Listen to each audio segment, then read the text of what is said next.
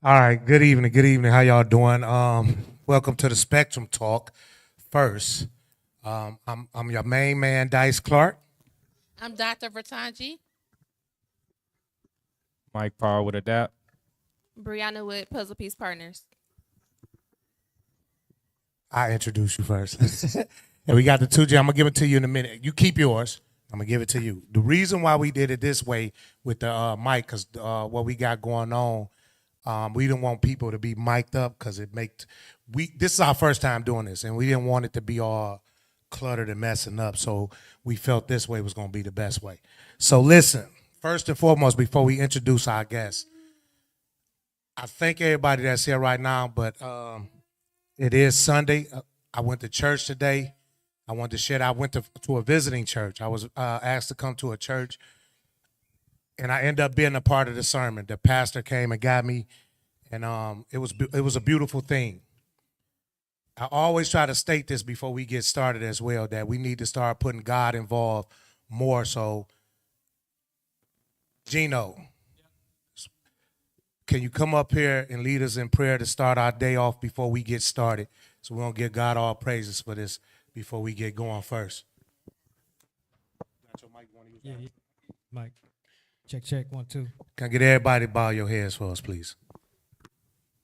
First and foremost, we want to give the Almighty God all the honor, praise, and glory for bringing us all here to even hear this message. We ask that He would bless us and bless our spirits and bless our hearts, that we would take it in and that we can take something home with us, something that will heal us, something that will bless us.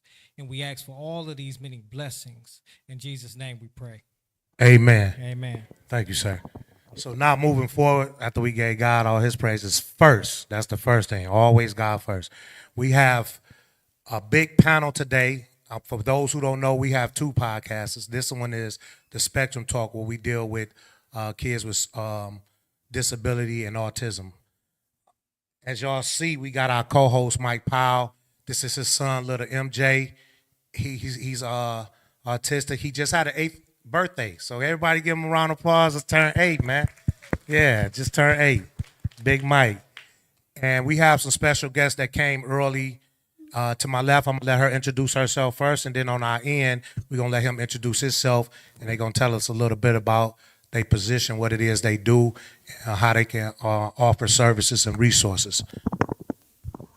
Good afternoon. I'm Dr. Sabrina Jackson. I am known as the people expert, and I am called that because I help people with people, even if that person is themselves, because too often we think it's somebody else that needs help, and it's really us standing in the need of help. And so I do that in a myriad of ways. I'm a clinical therapist by trade with over 35 years postgraduate school experience. Oh my God. And so I do TV. I'm on Fox 2 every Monday with Mental Health Mondays. And I speak and I train and all of that. Y'all give it up for her. Y'all hear the accolades she do? Like, that's beautiful, man. So y'all make sure y'all check her out too. And before we go to our next guest, I do want to give a shout out to Channel 62. They was in the building to come. They got word about what we doing. That mean a lot to us, because this do need to be televised in every kind of way. We pray that, I know it was last minute. It was last minute for us. For those who are watching too, please don't judge us today. This is our first time trying this, doing this, but the end of the day, we just want to get the word out there about mental health awareness. So I know everybody gonna have, oh, y'all should have did this, should have did that. Trust me, we've been running around with our head cut off to try to make this the best way we can. So I hope y'all accept us and don't judge us. Y'all can share y'all comments later or y'all advice. So when later on we do this again, we have some input. So And trust us, we didn't get no sleep. I've been up for the last couple of days. yes, amen. All right, now we're gonna let this young man introduce himself and what he do. Good evening. I'm Kevin Fisher. I'm the executive director for NAMI Michigan, which is the National Alliance on Mental Illness. We're the nation's largest grassroots mental health advocacy organization. I also serve as the executive director for Crisis Intervention Team Training International from Michigan, where we teach verbal de-escalation skills to law enforcement officers and other first responders. So we get people who are experiencing a behavioral health crisis to the help that they need rather than harming them or incarcerating them. And I'm also the president and CEO of EverybodyVersusStigma.com, because we know stigma is the leading barrier to the early diagnosis and treatment that leads to better outcomes. Wow. All right. I'm going to go back to Dr. Sabrina. But first, let the people know how they can follow you, your social media platforms and all that, if they want to reach out to you, if they need some services from you. So the easiest way to reach NAMI on social media on Facebook is NAMI of Michigan, or NAMI, NAMIOFMI, or Everybody Versus Stigma. Great. So, Dr. Sabrina, can you share yours as well? It's real easy on my website, SabrinaJackson.com, and from there you can find everything. I love it. I love it. Again, I want to say thank you to everybody that's here. Now, a lot of people that's coming, they assuming we start at 6 because technically, What Up Doe Podcast, our other co-host, Dakar McDonald, we actually doing this for him. He asked us to do this 2 weeks ago. It's real serious to him, and we're going to let him talk about it once he get here when we come on at 6 o'clock for them from 6 to 8. But since we had Dr. Sabrina here, I asked them to come sit up here first because they deal with mental illness. And my co-host is Bree with Puzzle Pieces, Mike Powell, and Vertanji, Dr. Vertanji. We decided that we wanted to blend both shows together because even with kids with autism have mental illness, not only them, the parents, they need the support. Can we see that one again, sir? I'm sorry. So I want Gino, please. Can we use your mic for him so I don't have, while we do this show here, please? And then we can have Tez if anybody have any questions. We're going to give a mic to these two professionals, and we want questions from the audience. If y'all want to ask any questions, please, if they can answer it, that's what they're here for. Even our panel, when they dealing with kids with autism, I'm the only one up here don't have a child with autism, but I'm an advocate of it. I learned so much. I love it, and we trying to make awareness for our community. As y'all see, that's little MJ, Mike Powell, who's our co-host. That's his son. And then Bree also has a 5-year-old. That's not him in her arms right now. That's a new kid she just got. So, and then my partner, where is he at? Hezekiah. Come here a second for. This is Vertanji's son, and this is my best friend. Like me and him buddies. He get tired of me. He told Vertanji, I'm not going with Dice for his award because we're going to have to be together all day Sunday. But everybody say hi to the camera. This is Hezekiah. This is Vertanji's son. He's 19. Thank you, Hezekiah. I appreciate you. So, Doctor, no, he is. He stay fresh. Stay fresh. Yeah. Okay. So, anybody have any question? Where's Tez at? Tez Skills. You got the other mic, Gino? I got the other mic. Okay, good. Gino is in the audience, and he's there with the mic for anybody have any questions. Until then, I want you two to speak more about what it is you do and more in depth of it, okay? Well, just quickly, I just want to give some, since we're talking about the spectrum. Autism spectrum disorder affects 1 in 36 children. That is a high number. 1 in 36 is very high. And then also boys are nearly 5 times more likely than girls to be diagnosed on the spectrum. And a lot of people don't know that. Girls are often underdiagnosed with autism and misdiagnosed with other conditions. That's why it's so important when you see things that may be a little off or that are not normal on the developmental stages for children, to go and get assistance. Too often, and I'm just going to say it, in the Black community, yes, we feel like we don't want people outside of our home to know what's going on out of our home. Hold on, caller. Hold on. It's so important that you get out of your feelings. Yes. Because a lot of times when something is wrong, we wait too long, and then it's more detrimental for the treatment that's necessary because you've waited so long. So if you see something a little off, if you see that the child may not be responding where the developmental milestones are supposed to happen, what the normal range is, then talk. Because it's through communication do you get assistance and help. I will share this story. My brother, when he was young, had major challenges and started having night terrors and sleepwalking and all kind of things. And so at one point, he had started to set up rigor mortis in his body because my father wouldn't take him to the doctor. My father kept saying, ain't nothing wrong with him. He just playing. And when he would say that he would have these issues or he was feeling a certain way, the elders in our home would say, you too young to have a problem. When teenagers or young people would say, well, I'm depressed or I'm sad, you ain't lived long enough to be depressed and sad. That's the things that we hear and we say in our communities, and that can be detrimental.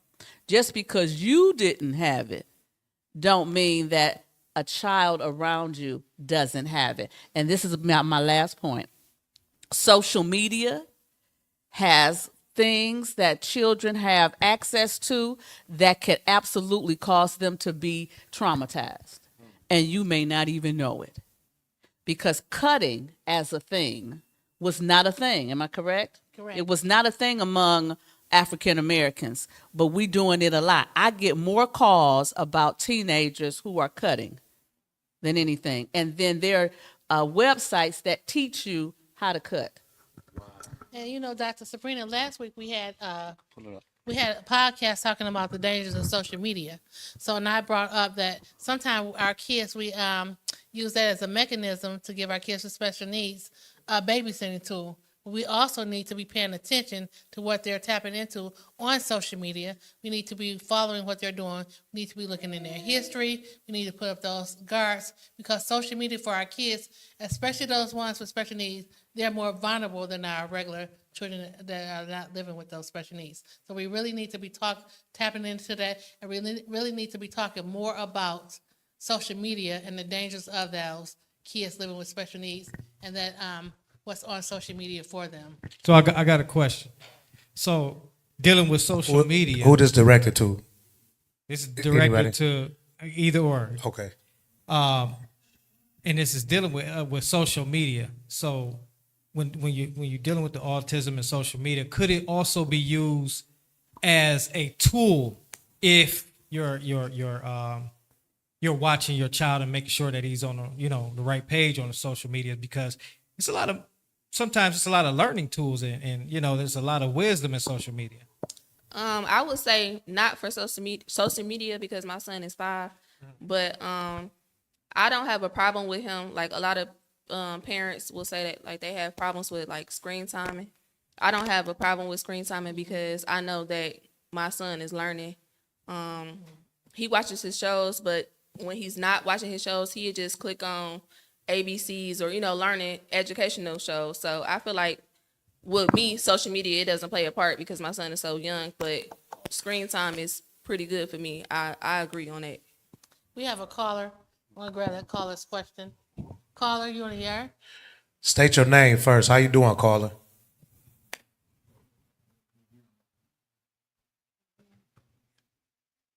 Give us 1 second. We just checking with the call. Hey, Mom. Hey, Dad. How y'all doing? Mom and Dad just walked in. I appreciate y'all. I love y'all. Yeah. Yes, ma'am. While the caller, we get the caller. Yeah, while we're getting the caller up, let me say this about social media and even screen time. Screen time is great, but you should still have one-on-one personal time and crafts and activities outside of virtual and computerized things. Because what has happened is that people are so engaged, especially young people, with their technology that when you attempt to take it away from them, you're going to have a problem with it. Because I work a lot with people who are in the detention area, and a high number of the kids that come in for detention issues are because their parents try to take their phone away from them. Carla, are you there? It's not coming through. Carla, if you're watching and we cannot hear you, our producer's trying to get it together. It's hooked up. For some reason, it's not coming through. Try back again if you can. And right now, we're going to jump down to you. Please share with us. So I want to echo what Dr. Sabrina said about being engaged. And I'm going to go back to stigma. Dr. Sabrina talked about how we have this thing in our community where what happens in our house stays in our house. Well, as I mentioned before, the earlier we intervene, whether it's mental illness, intellectual developmental disability, autism spectrum, people who experience suicidal ideation, the earlier we intervene, the better the outcomes. And we have to, as Dr. Sabrina said, we have to get past ourselves and stop thinking about how does this impact me? We don't want our neighbors, our coworkers, the people we sit next to at church to know that somebody in our family might have a behavioral health care challenge. The longer we ignore it, the worse it's going to get. Mental illness, developmental disabilities, all of these things are physical diagnoses. And like any other physical diagnosis, the longer you ignore it, the worse it's going to be. If you are diagnosed with cancer at stage 1, you have a much better survival rate than if you're diagnosed at stage 4. Same thing with mental illness. First episode psychosis. The earlier we intervene, and this is, the data tells us this. This is not my opinion. This is what the data tells us. The earlier we intervene, the better the outcomes are going to be. No, you're absolutely right. I preach that every week. I know a lot of people just coming in. Just so y'all understand, this first show, we have 2 podcasters that I'm on.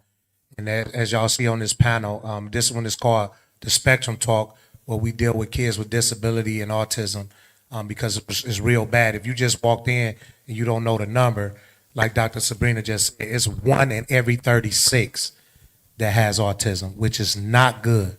So that's a high number. We try to stress that about the Black community, where a lot of the parents feel embarrassed or they don't want to share this information because they think something was wrong with them, but they don't understand they messed the child up by doing that, keeping them hidden. But thank God for people like we have on this panel, great people who are out doing the work for us to help you. We had this show, and I want to give a shout out to John Mason, Star, Showtime from 105.9 FM. Y'all make sure y'all listen to them every Monday through Friday, 6 a.m. to 10 a.m. And the reason why they inspired me and Dr. Vertangi to start doing this.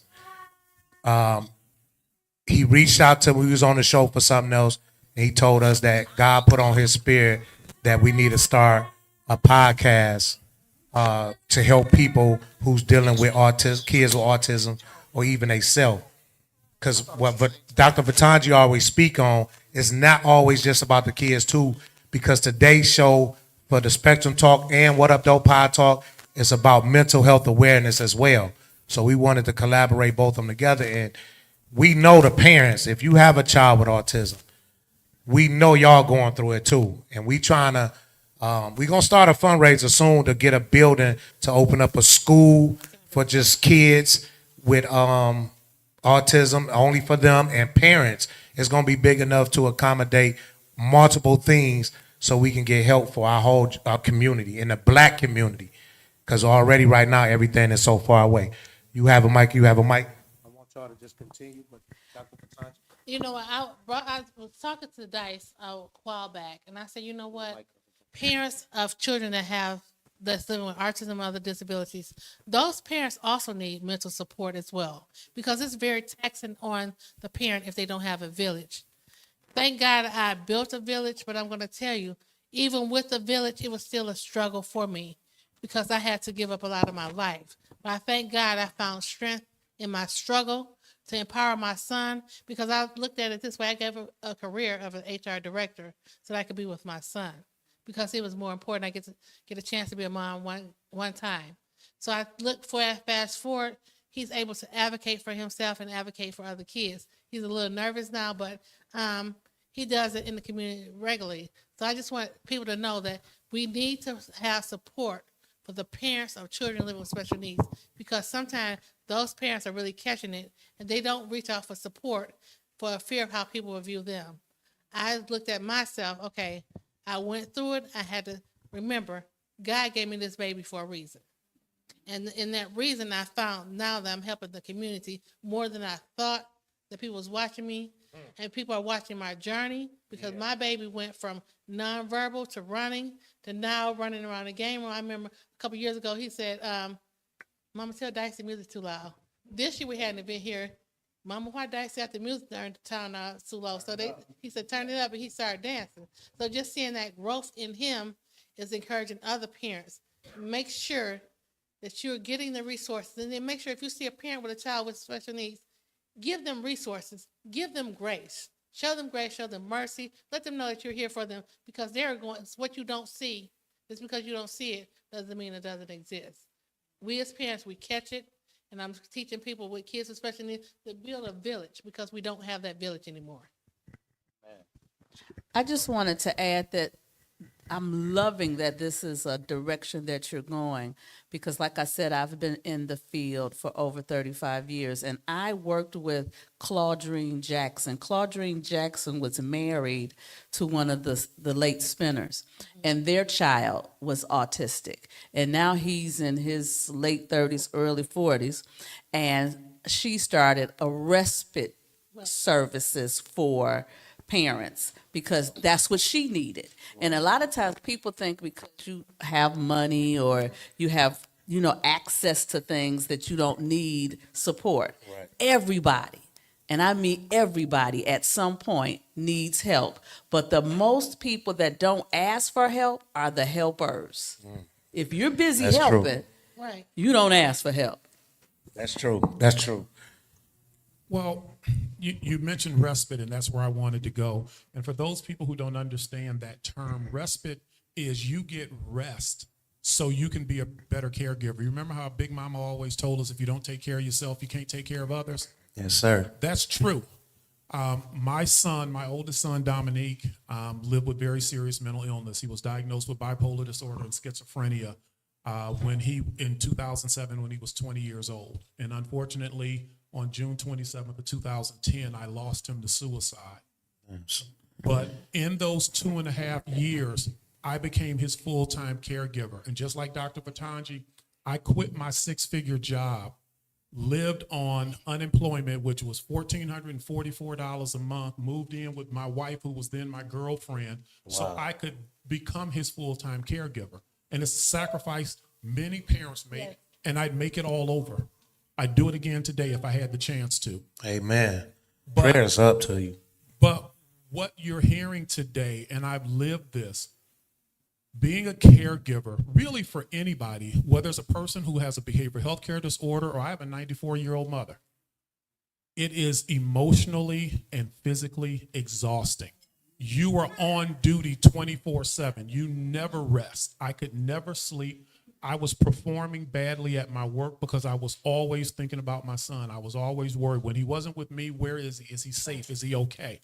You're never off duty. Right. That wears on you. And as Dr. Sabrina said, we caregivers never complain. We don't reach out for help because we feel it's our duty. That's my child. That's my mother. That's my spouse or whatever. And we're burning the candle at both ends. It's important. But understand this, and one of the reasons I was really excited to be invited here today is there are more resources available to us in our communities than we know. Yep. We don't have everything we need, but we have more than most of us are aware of. And you can start with your local Department of Community Mental Health. We're in Wayne County now. Detroit-Wayne Integrated Health Network is the largest public behavioral health care organization in the state of Michigan, beyond the actual Department of Health and Human Services. I believe they're actually the 4th largest in the country.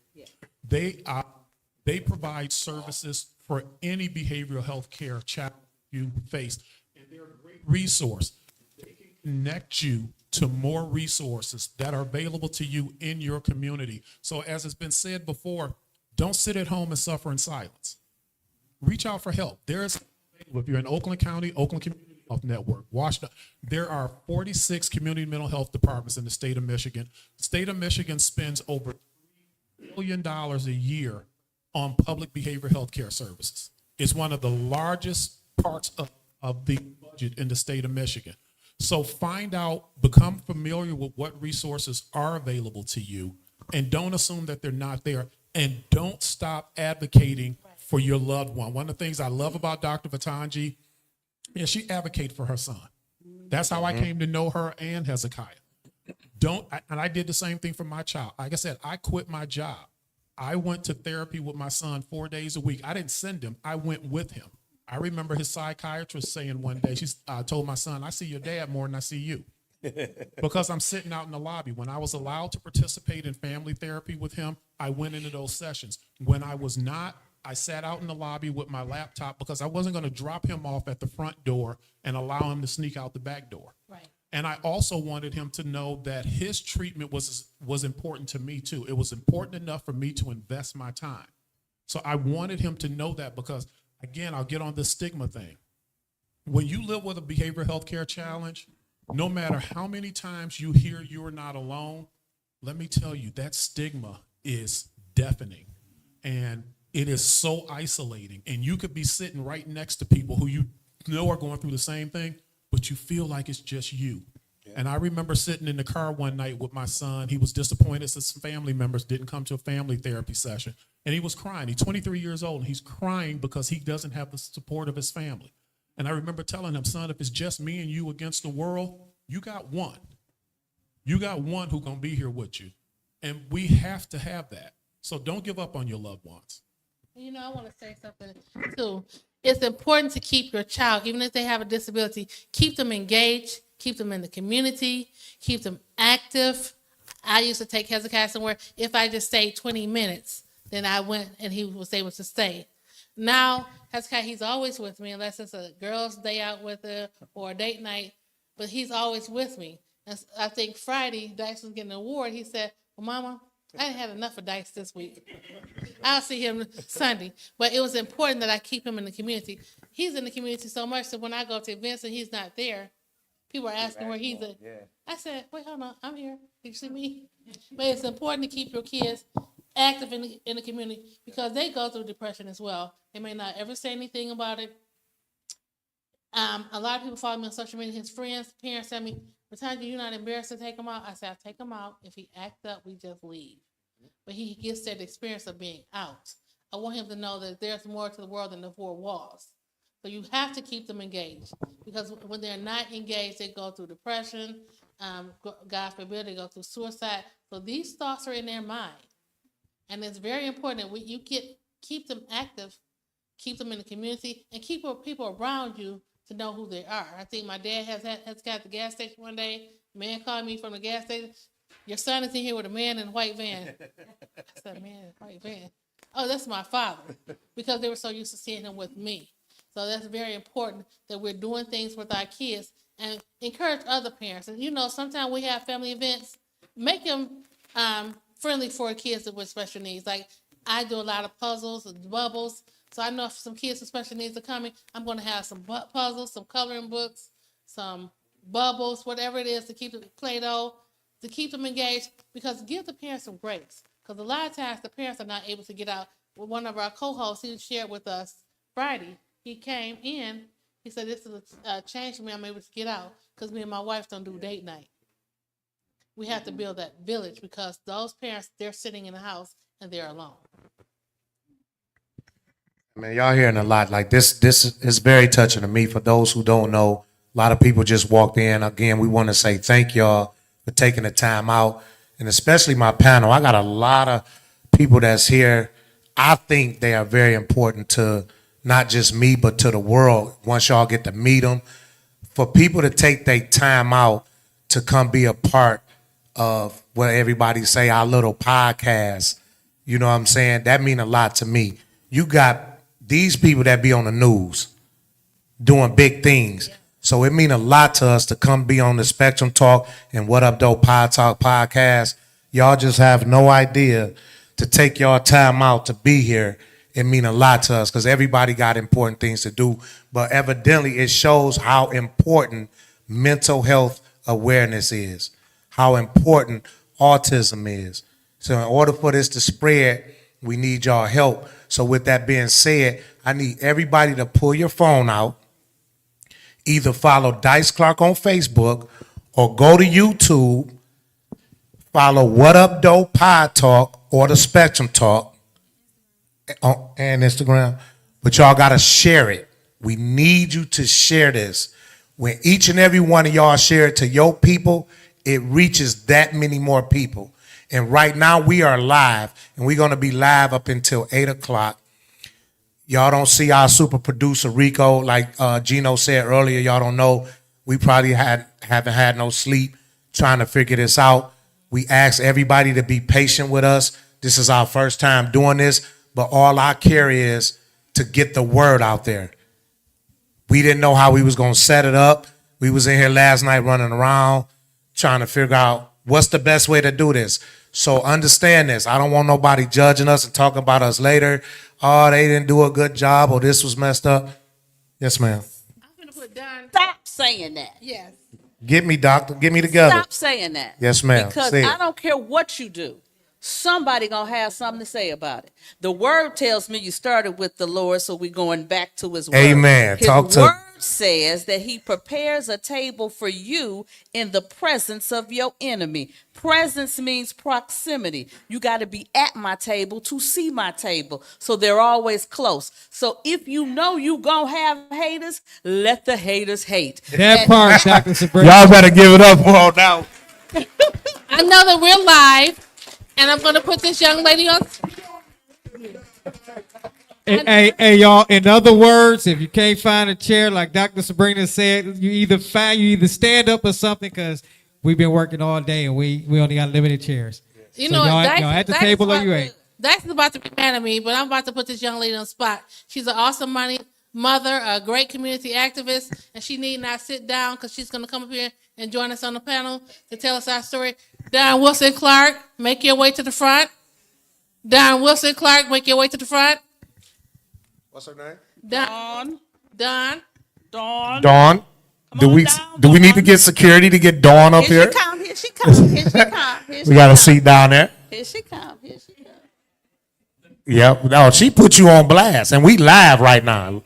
We got 3 million people watching you right now. What up, though? There you go. Say it again. Say it a little louder. What up, though? Yeah, there you go. You know what it is. Hey, Dawn, I guess you found a seat. Can you pass the mic real quick so she can introduce herself and tell people a little bit about? She keep trying to get.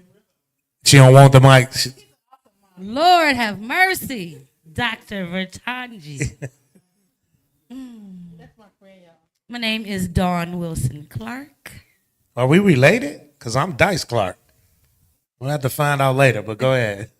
I am the proud mother of David, Dana, Elena, Emily, and Daniel. Yep, you. The reason we was late. I am, like I said, the proud mother of 5 beautiful children. I live in Brightmoor. I am in the process of building a healing center. Amen. Yeah, the former Brightmoor Community Center is turning into the Jonathan and Dawn Clark Health and Healing Center. Yeah, we related. I won't in. My husband passed away 3 years ago. My condolences. He was a veteran with PTSD, and the way the war ended triggered him so much that he had several panic attacks and ended up passing away. And we're turning our pain into purpose. Amen. And we're building. Well, we're glad to have you here. Thank you for joining us. Y'all give it up. Don is also an awesome mother, a mighty. And I modeled myself after her, watching her on social media with her son. So she didn't bring that up that I'm an awesome mother of mighty. That's why I called her up here, because mental health is real. It's very real. So you have to build a community. You have to find your heroes that you silently watch. But I was watching her. So she gave me courage. to just keep going, even in my struggle of working with my son's IUP. I don't think I thank her enough for that, but she was the reason I found my voice. That's beautiful. That's so sweet. I love it. I love it. Well, Dr. Bertanti mentioned something earlier when she talked about keeping our young people engaged. It's not only important for their development and for their family members and caregivers, it's important for the community as well. We got to quit hiding our loved ones in the back room. Yes. That. More than 60, almost 70 million Americans are impacted by mental illness every year. That's a quarter of our population. So when we say you are not alone, you're truly not alone. But we're adding fuel to the stigma by trying to keep them hid at home. And the way we overcome this stigma is by normalizing the conversation. It's a part of our community. And we need to make sure the community sees it and is aware as well. Like Dr. Bertanti said, I was not embarrassed by my son's illness at all. That's right. Frankly, I was too busy and afraid to be embarrassed. But I took him on vacation with us. We took wherever my wife and I went, we took him. And like you said, if he was having a bad day, sometimes we would have to excuse ourselves from a situation. But more often than not, he was fine. And it made him, and forgive me, I'm going to go back in a little history lesson. Give me just a couple. Go ahead. Take your time. So, 1963, John F. Kennedy, President John F. Kennedy, the last piece of major legislation he signed before his assassination was called the Community Mental Health Act of 1963.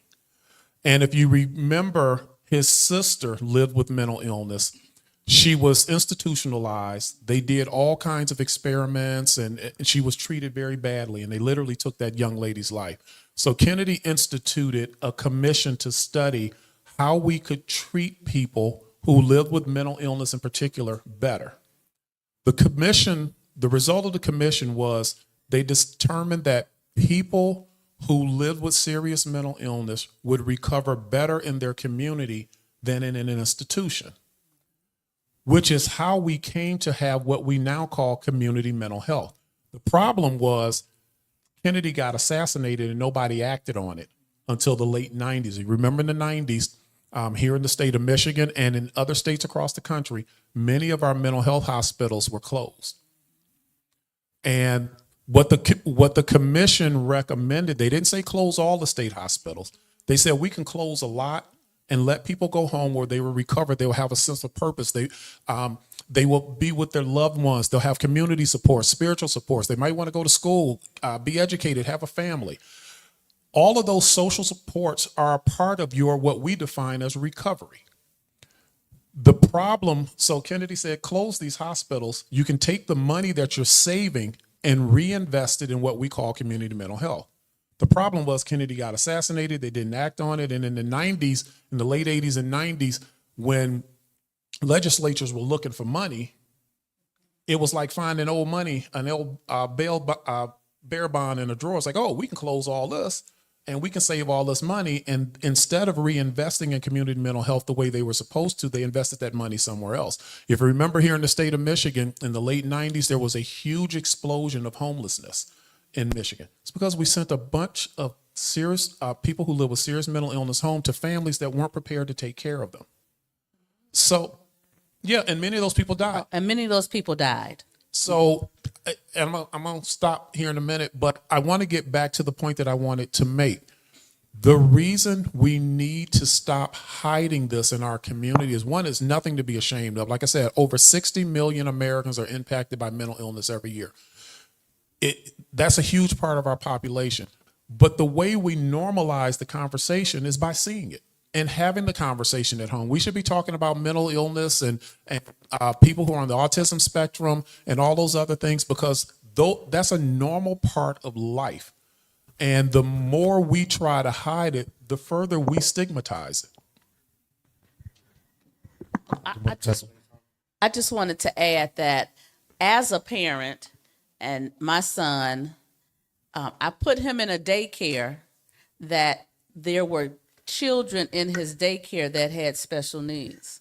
So he traveled with children that had special needs, but he himself did not have a special need. But what he has learned is how to engage with people who have special needs. And so he was never mean or bullied, or in fact, he would help take care of someone who was trying to bully someone who had a special need. And so, and he's 32 now, and he works a lot with people who have those challenges, but it's because it was a normal part of his life. It wasn't something that you hide. It was something that it was exposed to every day. Wow. I see a lot more people coming in. Like, listen, I apologize if y'all have to stand because I really do thank y'all. God is amazing. Like, just looking at this view from this view here, Dirty. This is a beautiful thing. Tez, Gino, like this here, we done started something. And I'm just want to be, I'm grateful. I thank y'all. And I appreciate, and I ain't about to cry. Not yet. I gotta wait. And we gonna say the crime for the fellas about this mental health thing. But you're right, and this is something that we want to continue, and we want it to build to get even bigger than this. Yeah, no, definitely. For the people who just coming in, please go to Dice Clark page on Facebook and push the share button, or Dr. Batanji on Facebook, push that share button, or go to YouTube, go to the Spectrum Talk on YouTube, or either and subscribe. That's what we need everybody to do. Because Dirty will have. We not calling him Dirty today because Mom and Pop's here. His name is Dakar. We changed his name. His name Dakar McDonald, which is his birth name. And You ain't got to say my last name, bro. No, it is Mr. McDonald. And we taking the dirty name away from him because this guy has been so spectacular. The last 3 episodes on What Up Doe Podtalk podcast, we had a meeting and we decided you're no longer dirty. You can't. It don't fit with you no more. Wait, So- hey, Ma, you should love that. Yeah, Mom, do look at it. This is Mom and Pops. Everybody look up front, right in the corner. This Give is a Mom round and of Pops. applause, y'all. They came out. Mom Yes. and Pops there, baby. Yes, this is very important. So she's happy that we burying the name Dirty. So trust me. But y'all just coming in, man. Y'all, we got a couple people on the panel. We gonna go down the line again because it's time for us to switch to the What Up Doe Pod Talk podcast. For those who don't know, who just came in, we have 2 podcasts. It's with myself and Dr. Batanji, other co-host Bree with Puzzle Pieces. Is Michael Powell still here? He left. Y'all didn't get a chance to meet. He was here with his son MJ, who's autistic, right? He's 8. He just turned 8 years old. He wanted to bring him out. But if you have a child that's autistic, then you understand. Sometimes they not at that point to be able to sit still. Because Hezekiah is here, which is Batanji's son, who's 19 now. And as y'all heard, he's my best friend, but he get tired of me because I make Hezekiah and Dr. Batanji come out to everything we do. Like I used to tell her when I first got introduced about autism with her almost 5 years ago, I said the only way he's going to learn and get better is you keep bringing him. Because like she said, we had an event for autism. Every year we have an annual event in September. He used to be like, oh, my God, them lights and the noise. Dice, turn the music down. I'm like, okay, I got you. I was ignoring him on a purpose. And I used to tell her, keep bringing him. And now he's sitting in here right now, no matter how loud it get, every event we have, y'all give it up to her because that means something. The lights don't bother him.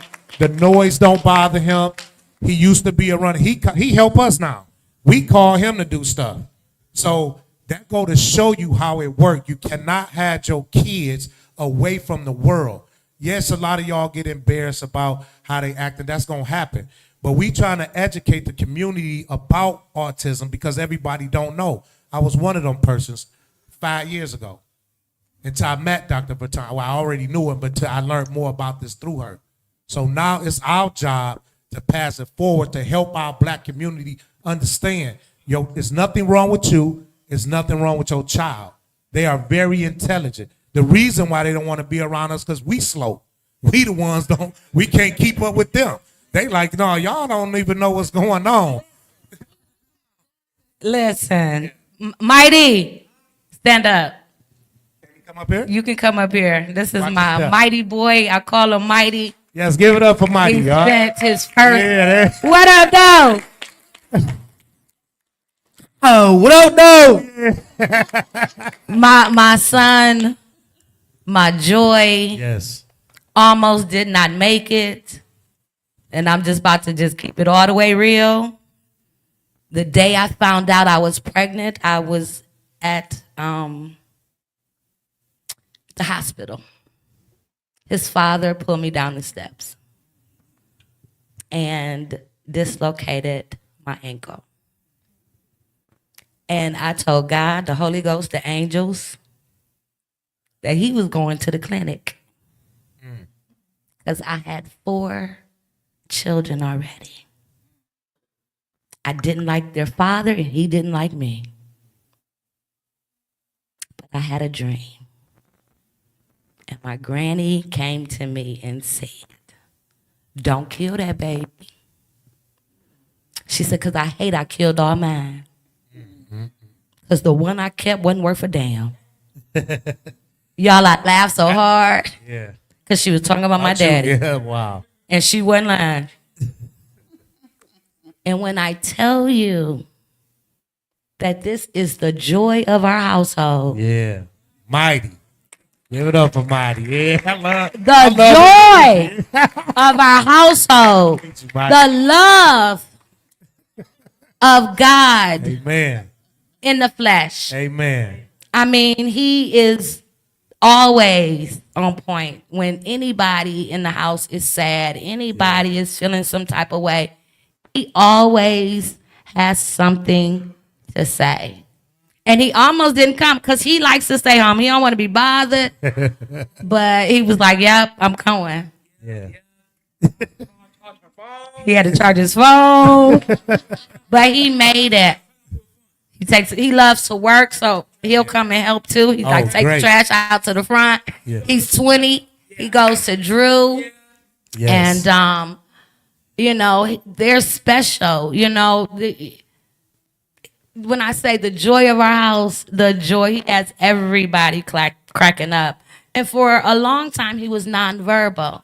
But it was funny because he just said what he when he wanted to. He talked when he felt like it.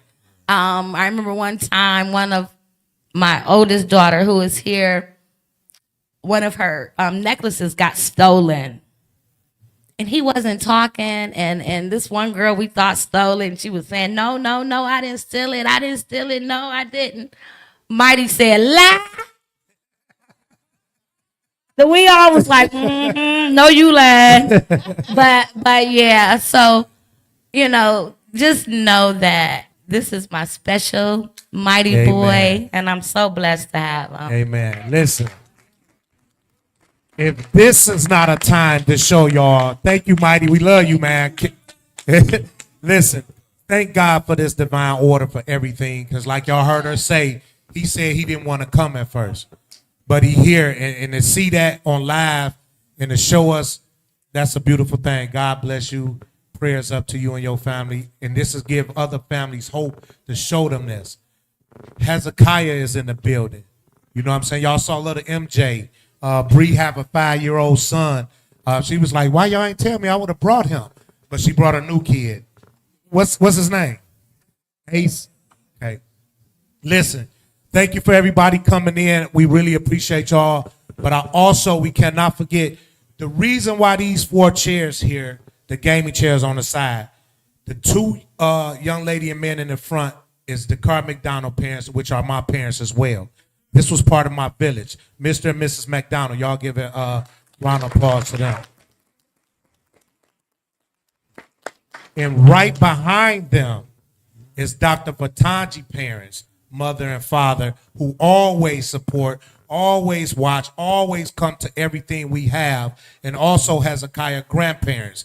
Y'all give it up for them too, man, because they here taking the time out, man. I love them. So they right there. We put them there because to us, they are very special. And to me, they more special to me because they are part of my village. For those who probably never experienced the village, to have your original parents, my birth parents, I do have my birth parents, and I love them to death. But I thank God for my village to bless me with so many other parents. And I love them to death. They took me in. They took a chance with me. They never sit down. They never gave up on me. And I don't know if y'all watch me. I do a lot, and I give a lot to the community. I just received the award Friday for that, the highest award from the Presidential Award. Thank you.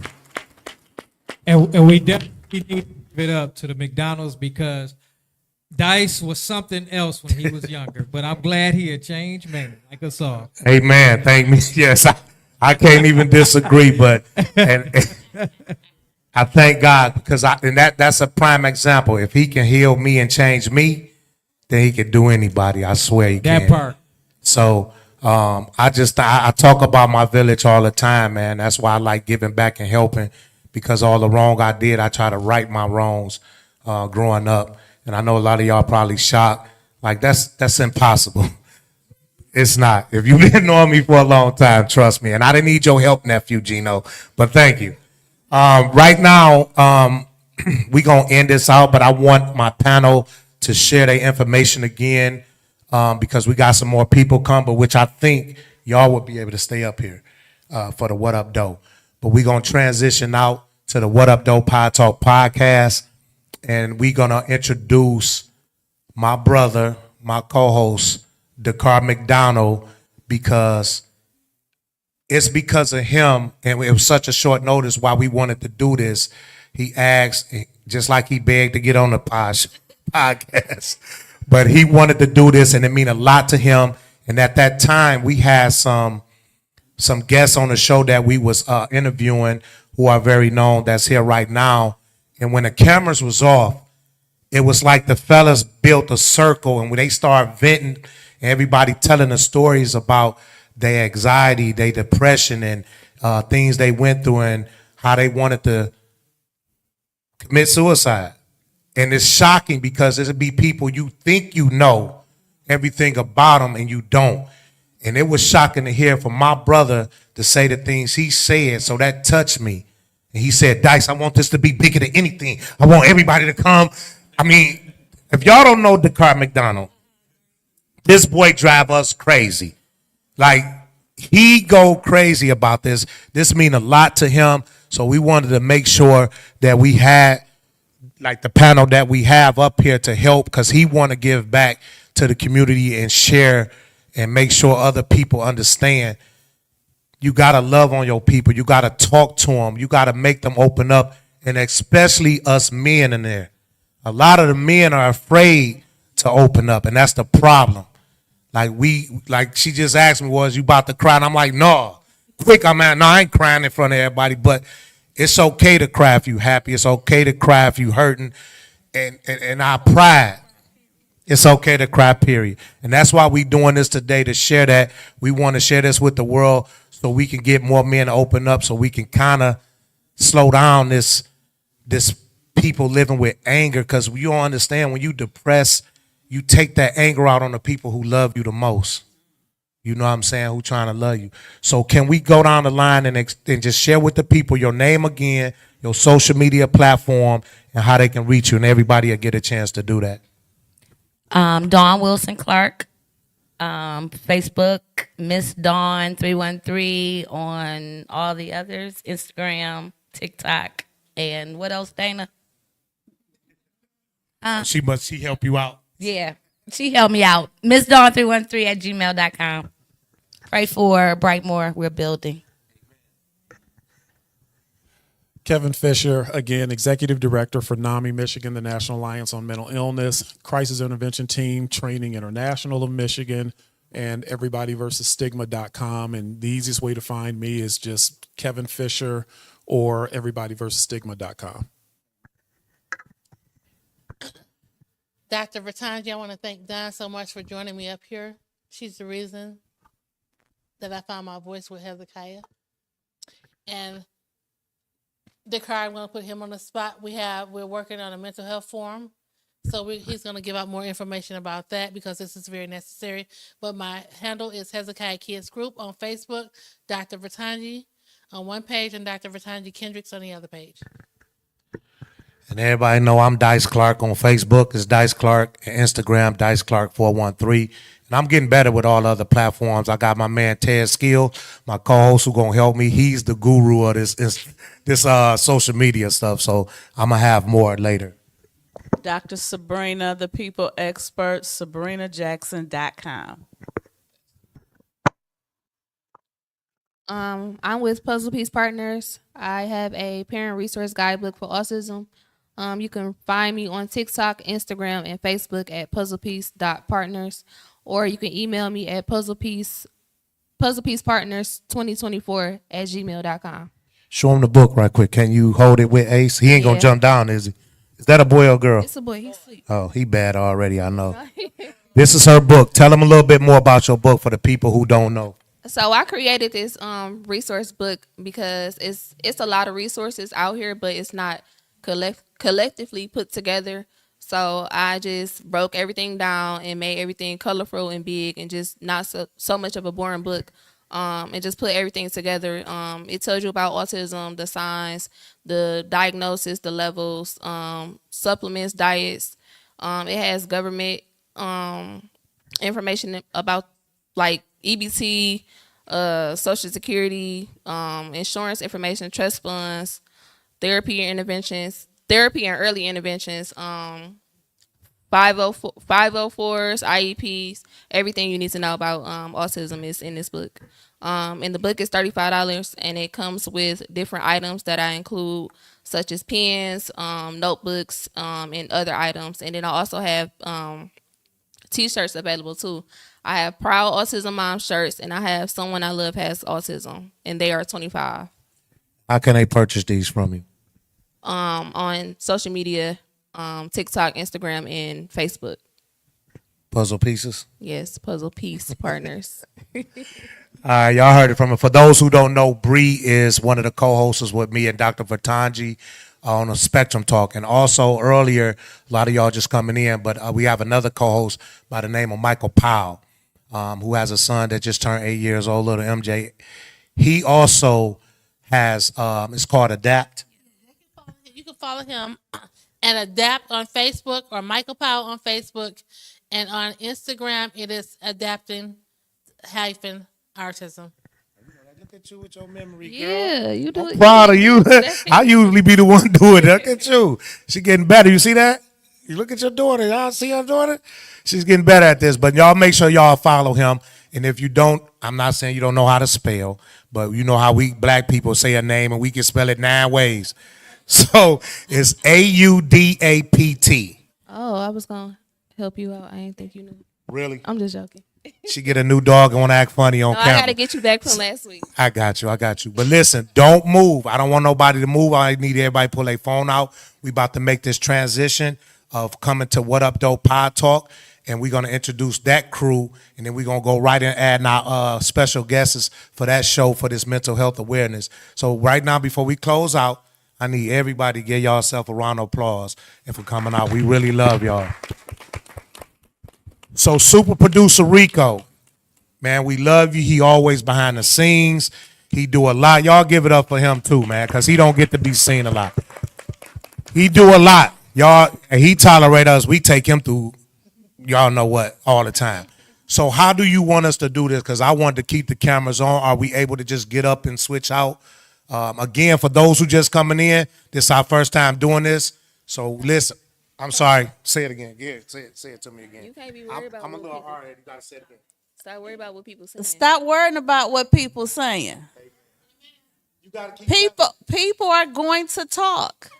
They are. Whether if it's good So or even bad. if it's good or bad, you have to have tough skin when you're in the public's eye. Because people are going to have negative things to say. Don't care what they say. Hey, listen, Dirty. Come, I'm sorry, not Dirty, the car. No, I just want you to come for 1 second. Now listen, just stay there. I can hear you. He ready. The reason why I repeat it over and over for people to understand me, that dark place I came from, I'm not all the way there yet. So a lot of times I try to teach myself to be calm, to be cool, and be nice and relax and love.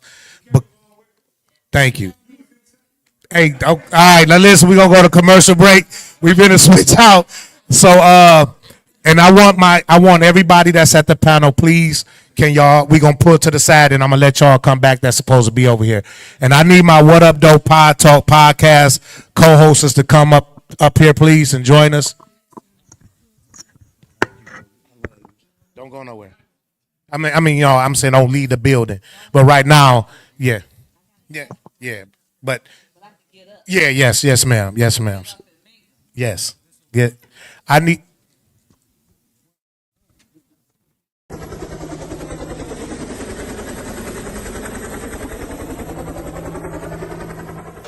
Hey, hey, we got a fan in the deep.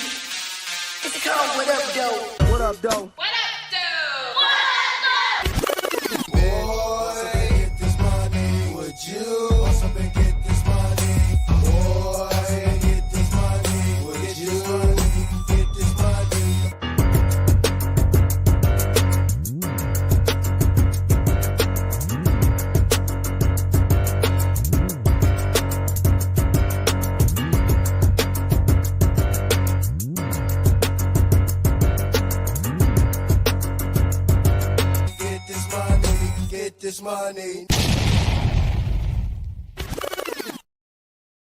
I need everybody to make sure y'all signed in at that front door by the mall. If you came in, please go sign in. So we gonna stick to the machine? No, we're gonna keep that one back there. We still gonna do the same thing. We're gonna call the panel up. I'm gonna call them up to add their seats once we introduce ourselves. Okay. Dirty. Oh, what up, though? What up, though? Hey, man, look, this is the day. This is the epic event right here, baby.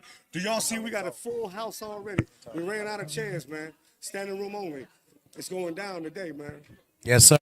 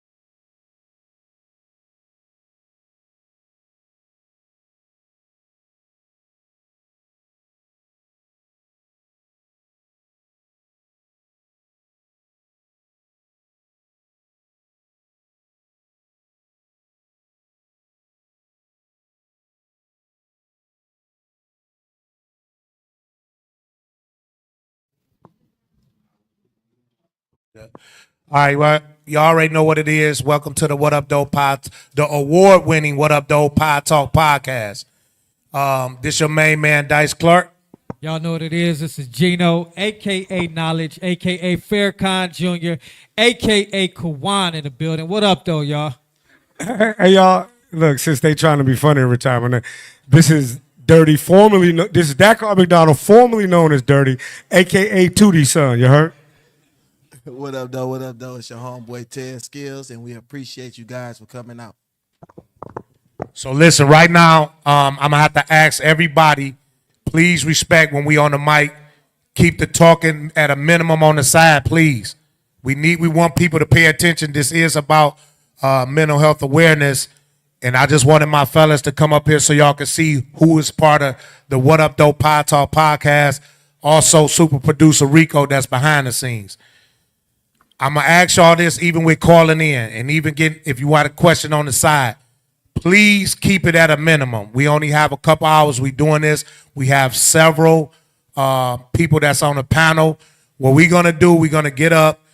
Tez and Gino going to work the audience. If y'all have a question, me and Dirty going to work the talk, the front. The reason why, I keep saying Dirty, I'm sorry, Dakar.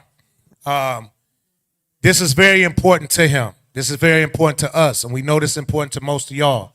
But he really wanted to do this, so we wanted him to lead with this. This is his show. I want y'all to respect him, respect that we doing it this way, how he want to do it. We must be out our mind allow this to happen too, but it's cool because we love you. You know, I just got to let y'all know because he started off on the couch as a guest. I'm sorry, Derek. Hey, you know what? How about we let this be out here? This is my show.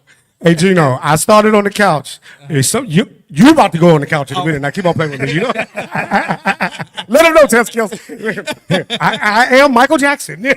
I see today. Well, Dirty, man, I supported you from day one. I love you, brother, and it's a great thing that you're doing. Our community need this type of knowledge, brother. First off, I want to say I love these gentlemen up here, man. Y'all have to understand something, right? What he said was true, okay? I watched the show. I was sitting at home bored, nothing to do, twiddling my thumbs, and probably talking to my mother or something. And the show came on, and I saw these gentlemen. They was doing something so wonderful, something so powerful to me that I called Dice instantly. I said, man, I got to be a guest. You know, I said, I got to be a guest. I said, I feel something, man, and you guys got something special up there, something magical. I got to be a guest. So long story short, I was a guest. I was on the couch. Where we put the guests, you know what I'm saying?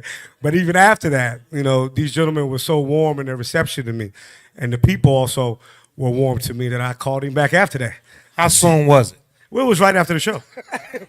So hold on. After you called him, he called me and Ted and said, do y'all want Dirty on this platform off the couch, not as a guest no more? I said, who was the first one to say yes? You did say yes. That's right. Actually, Tez, I thought him and Tez, no, they both said at the same time. He's like, Wait a that minute. might be a great idea. And I myself was like, y'all sure?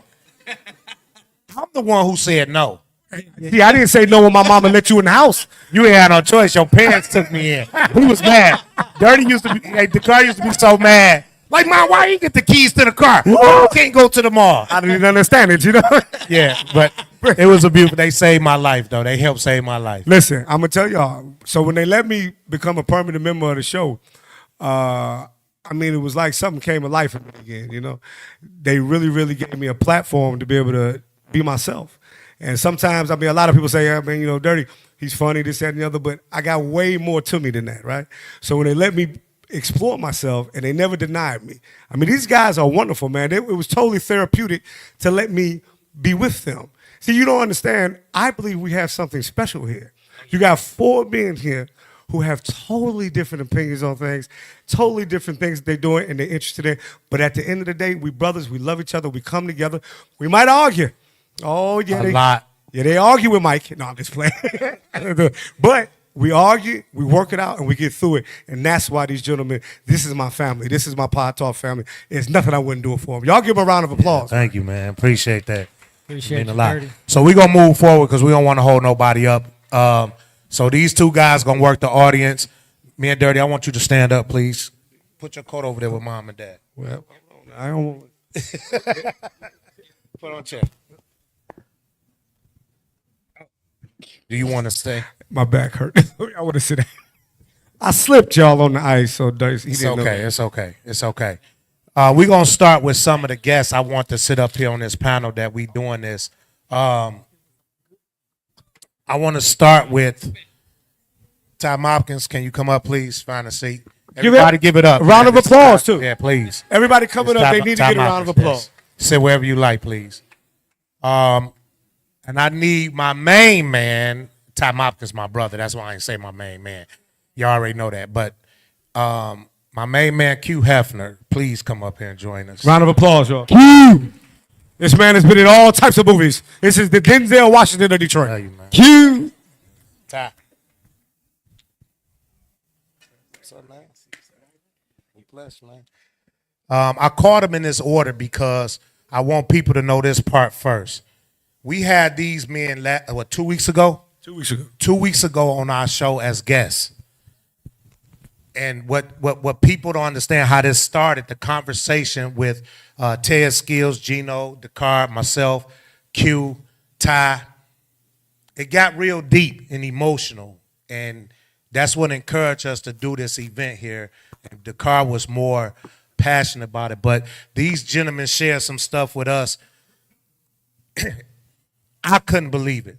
I said, like y'all said, Ty, this is my brother. This is my brother, childhood friend. This is my brother.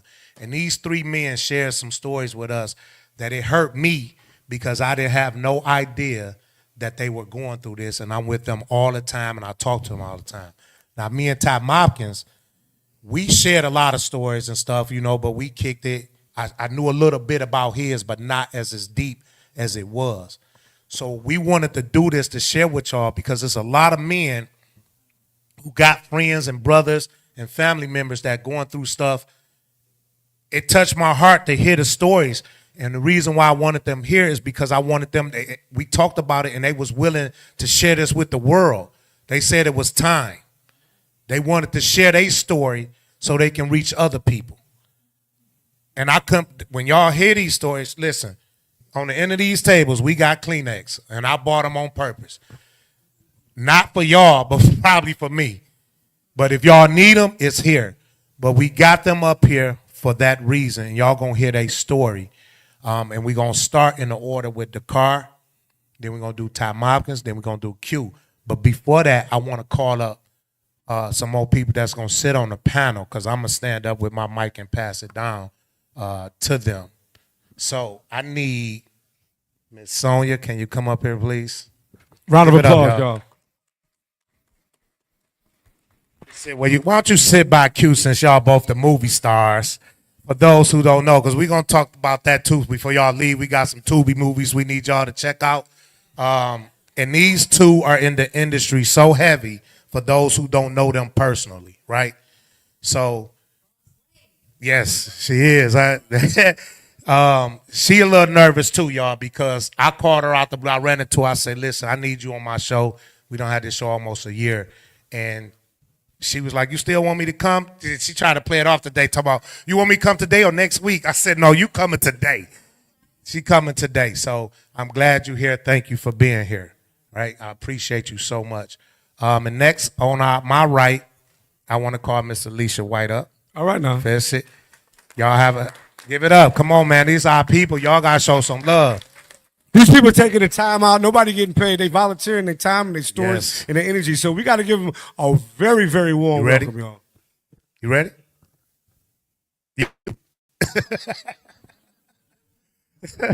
Yeah, you ready? Come on over here, brother. This man here is so special to me. He don't know it. Do you know who I am? Okay. You know who I am? Yes. I want you. Wayne. Yeah, I know who you are. I followed you. I was put I up hope on you know who he is. You got him on the panel. Right. Right. No, because we don't know each other personally. That's the reason why I said it. So I wanted him to join us too. So I have a seat right there. We still got our other special guest that's in the building that's going to be on the panel as well. We're going to switch them out. But I wanted to start with this. Everybody, please give it up for Descartes McDonald, man, because I just want you to know, bro, I love you. I appreciate you. I will pay more attention. But moving forward, we not gonna have to go through that because we gonna open up and share everything. That's right. That's beautiful, man. Yep. So we thank you. Please be respectful while they talking. If you got a question, keep it at a minimum. Just get directly to your question so we can get it answered because there's a lot of people here and we want to get through everybody. And even on the panel, when y'all share y'all story, hit the direct points. We don't even have to have a long story. We need to let people know how serious this is. So, Dakar, we're going to start with you.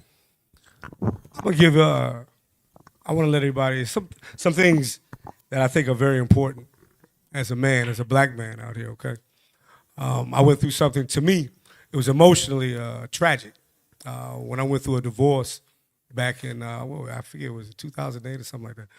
But I was raised by strong, very strong man. He's sitting right here in the audience right now. Okay, and my mother and father have been married 56 years, so I pay homage to that. Father never left my mother, mother never left my father. So this right here is iconic, and they're my role models, okay? But anyway, on to my story. See, well, I couldn't get it right for some reason. Or maybe because I was, out here cheating and doing everything I like to do at that time, being emotionally insecure. And there go Big Joe, I see you. But regardless of the fact, it resulted in me going through something that I think a lot of men who go through this, it's a nightmare.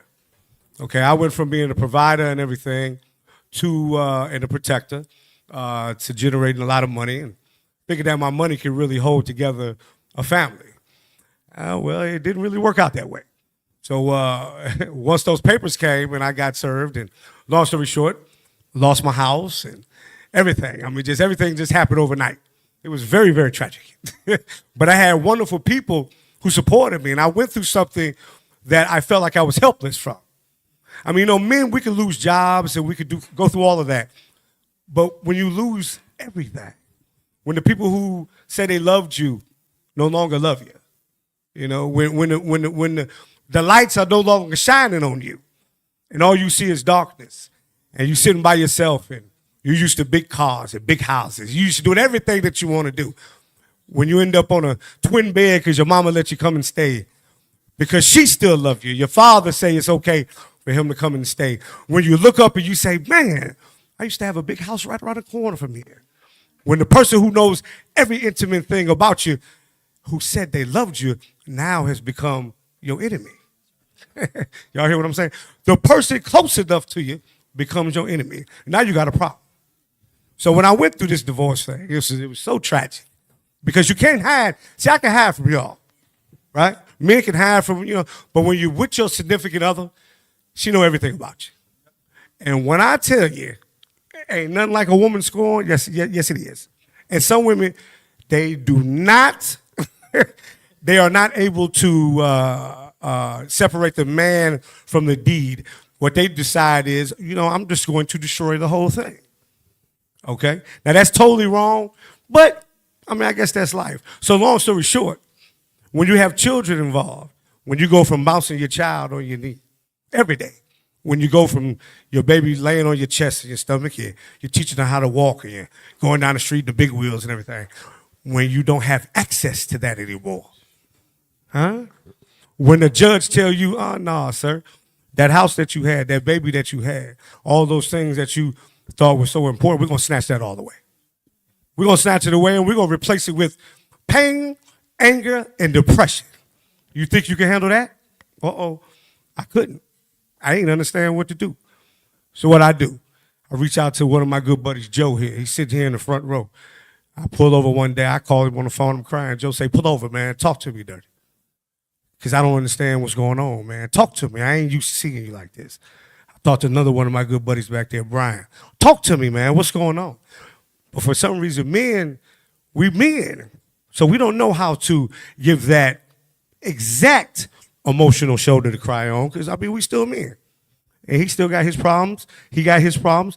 But they was there for me. It's the way that they felt they could be there for me.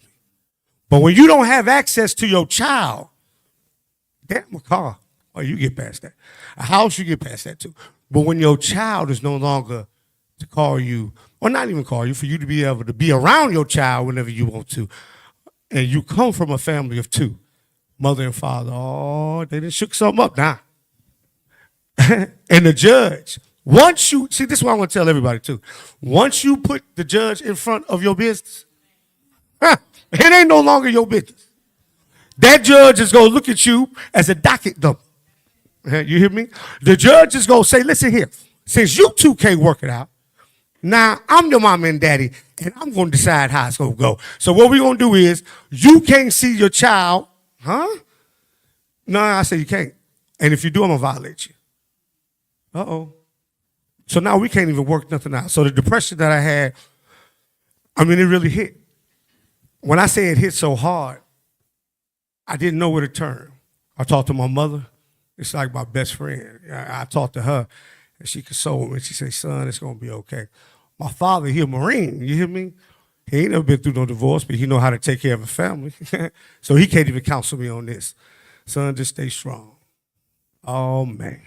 I didn't understand what was going to happen to me. I didn't understand that the fall that I had was going to temporarily destroy me. Y'all don't understand what I'm saying. The fall that I had temporarily destroyed me. And there was nobody.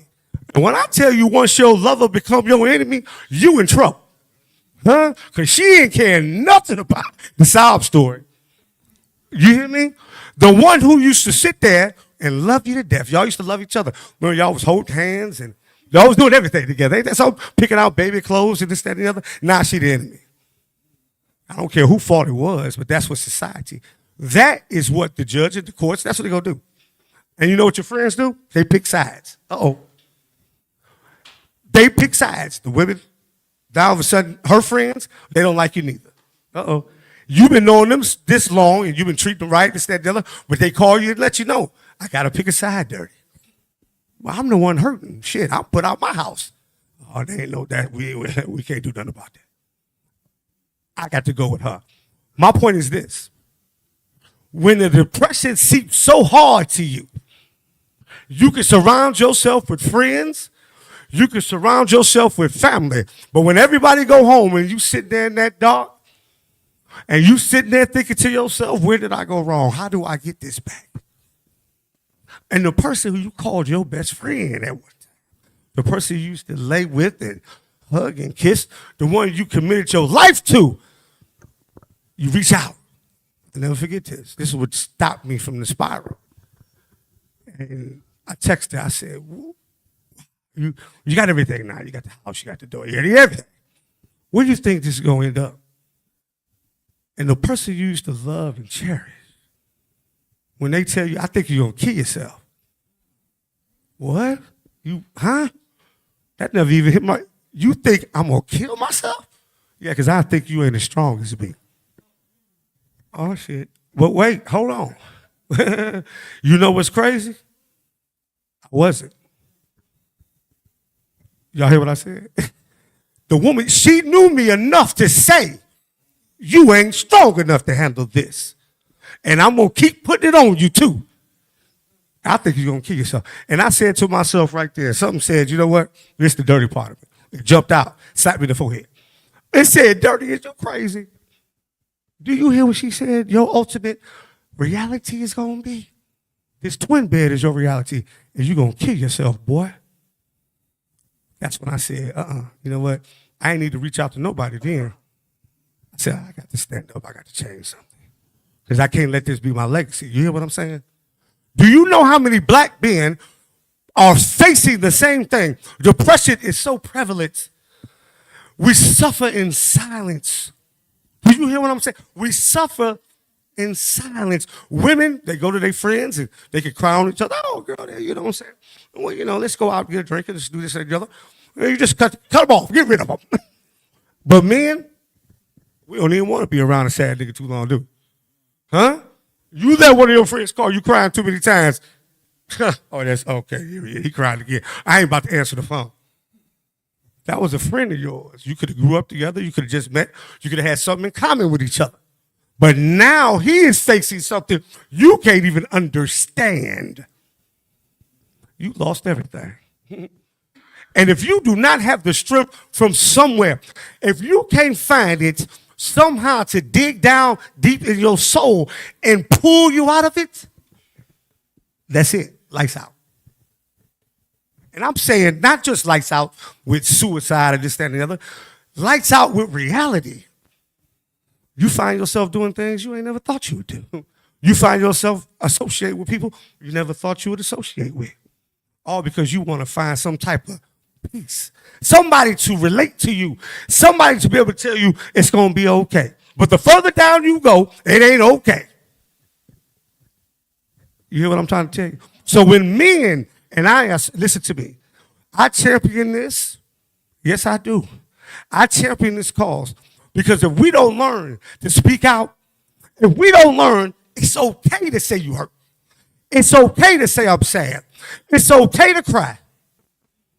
Then we're going to have more brothers who go to the wayside.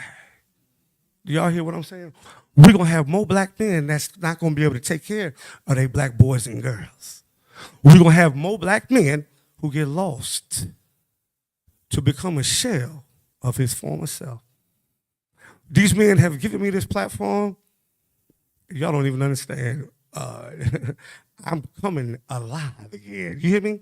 No job, no amount of money, nothing. Nothing do I cherish more than my family here and these men here. They gave me an outlet, but see, everybody don't have what I had. Everybody can't go. Everybody ain't got a big mouth like me, maybe a little characteristic, and bully themselves onto a podcast. You hear what I'm trying to tell kids? No. Everybody can't do that now.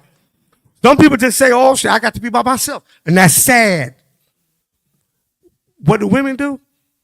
They get sad. Not a problem. There ain't no question. But they got a friend they're going to talk to. Girl, don't you worry about it. And you know what? We're going to get back at him together. You know how that make you feel? Oh, Lord. You got somebody who's supporting my idea? Well, yes, I do. Men, we don't do that to each other.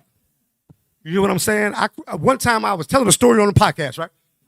And tears came out my eyes. And Ted Skills, I really love this brother. But Ted's ain't emotional like me. You know what I'm saying? That's Ted. That's the sharpest guy in the city. He said, Dirty, are you okay? Behind the scenes, he called me. Me and him talk every time after the show. He said, Dirty, man, I really felt everything you said. I'm sorry, brother. And I love you, bro. Listen to me. We need that as men. Why do women think we so strong? We're not strong like that.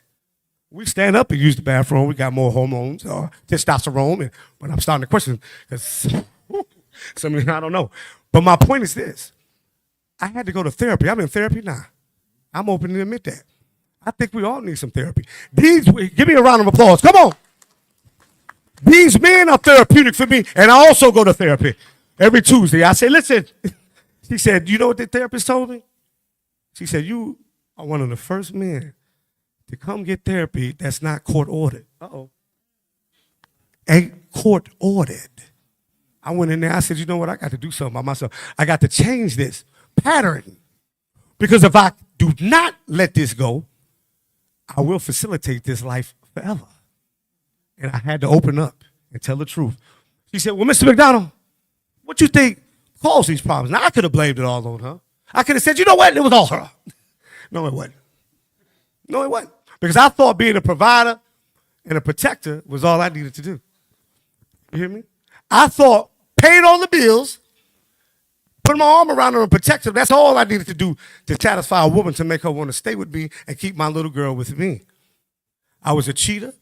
I was a womanizer. I did everything that women do not like. Huh? I did everything that women do not like.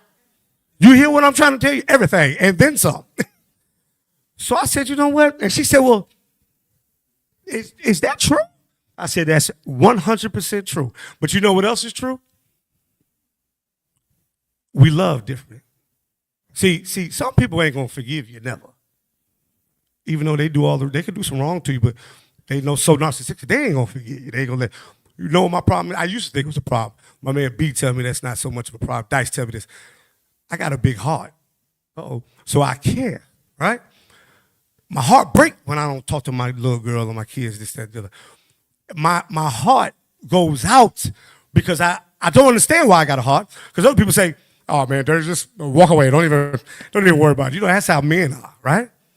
But if you don't have a forgiving heart, then you are damned to repeat the same things. I saw something yesterday on Facebook. It was wonderful. It was an older couple. They were doing the what is that? What's the two-step?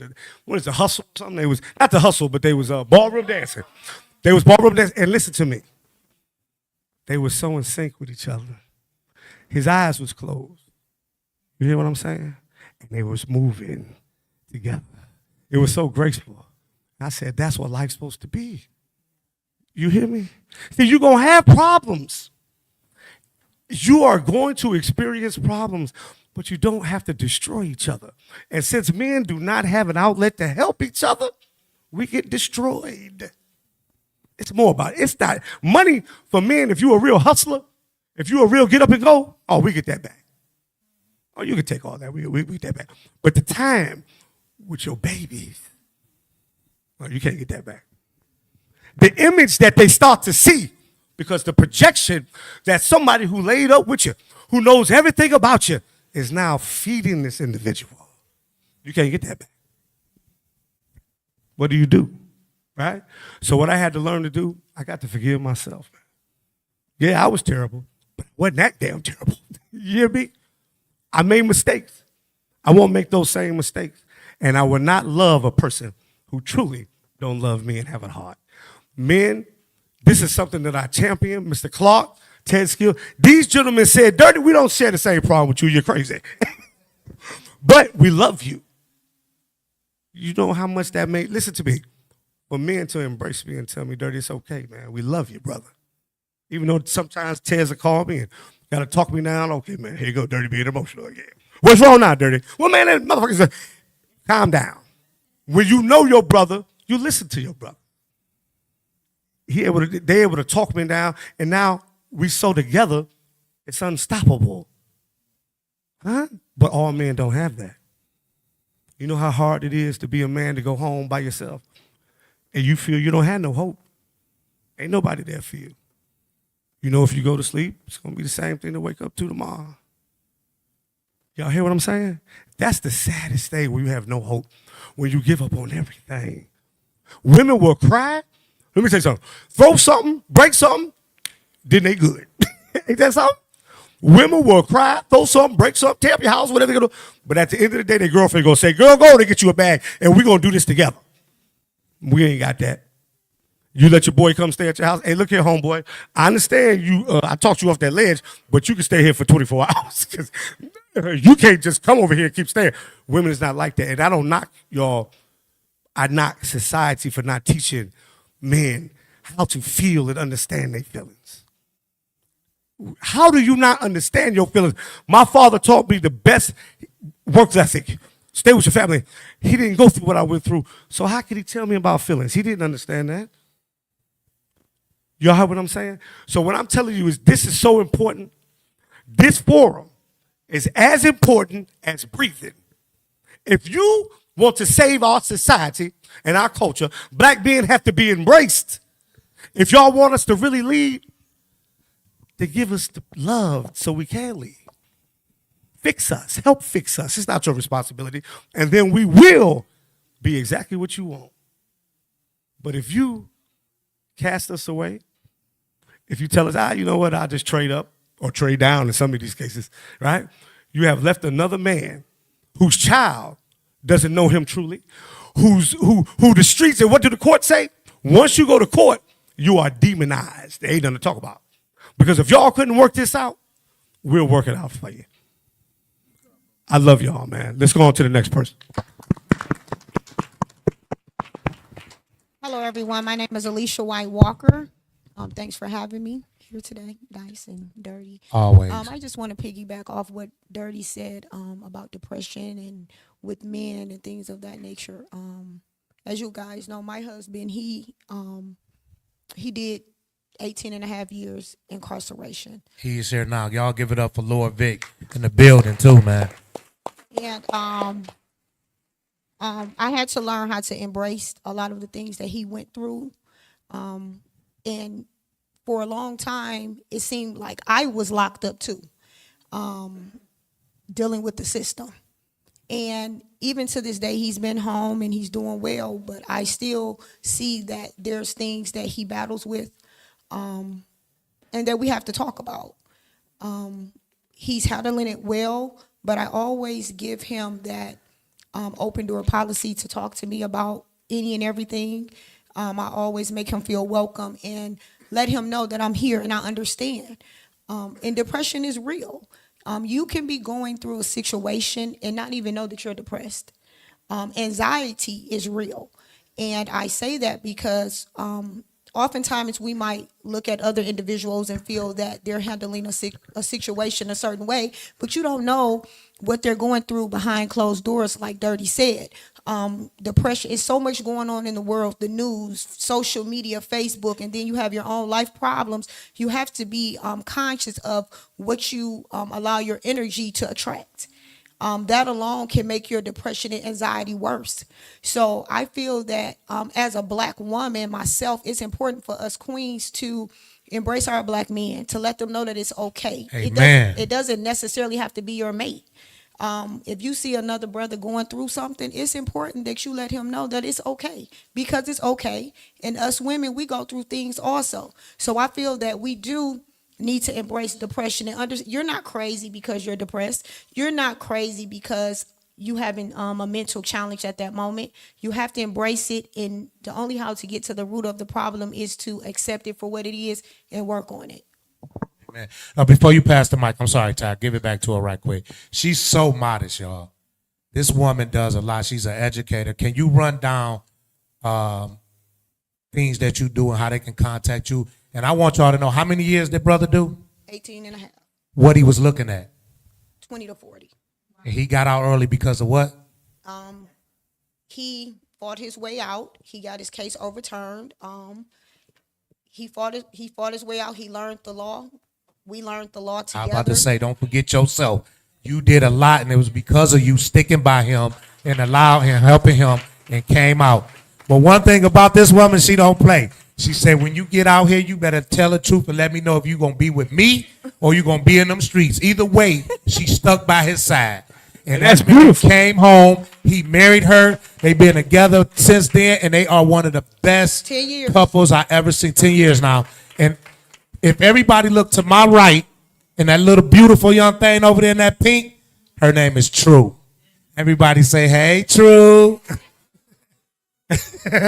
That's my baby. But they're a great couple.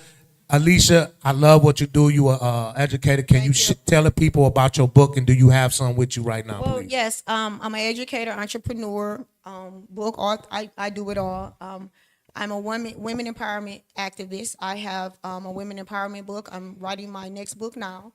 This is all about Face the Rain, about women defending their crown. I have a clothing line called Vicky Mac Detroit. It's about women empowerment. I was the co-author of I'm Speaking with over 200 women all over the world, doctors, lawyers, nurses, politicians. These are affirmations. Also, me and Victor have over 14 children's books that we've wrote on Amazon. Amen. Y'all give it up. Y'all hear all these things. That's beautiful. Just being an educator, I pray for you.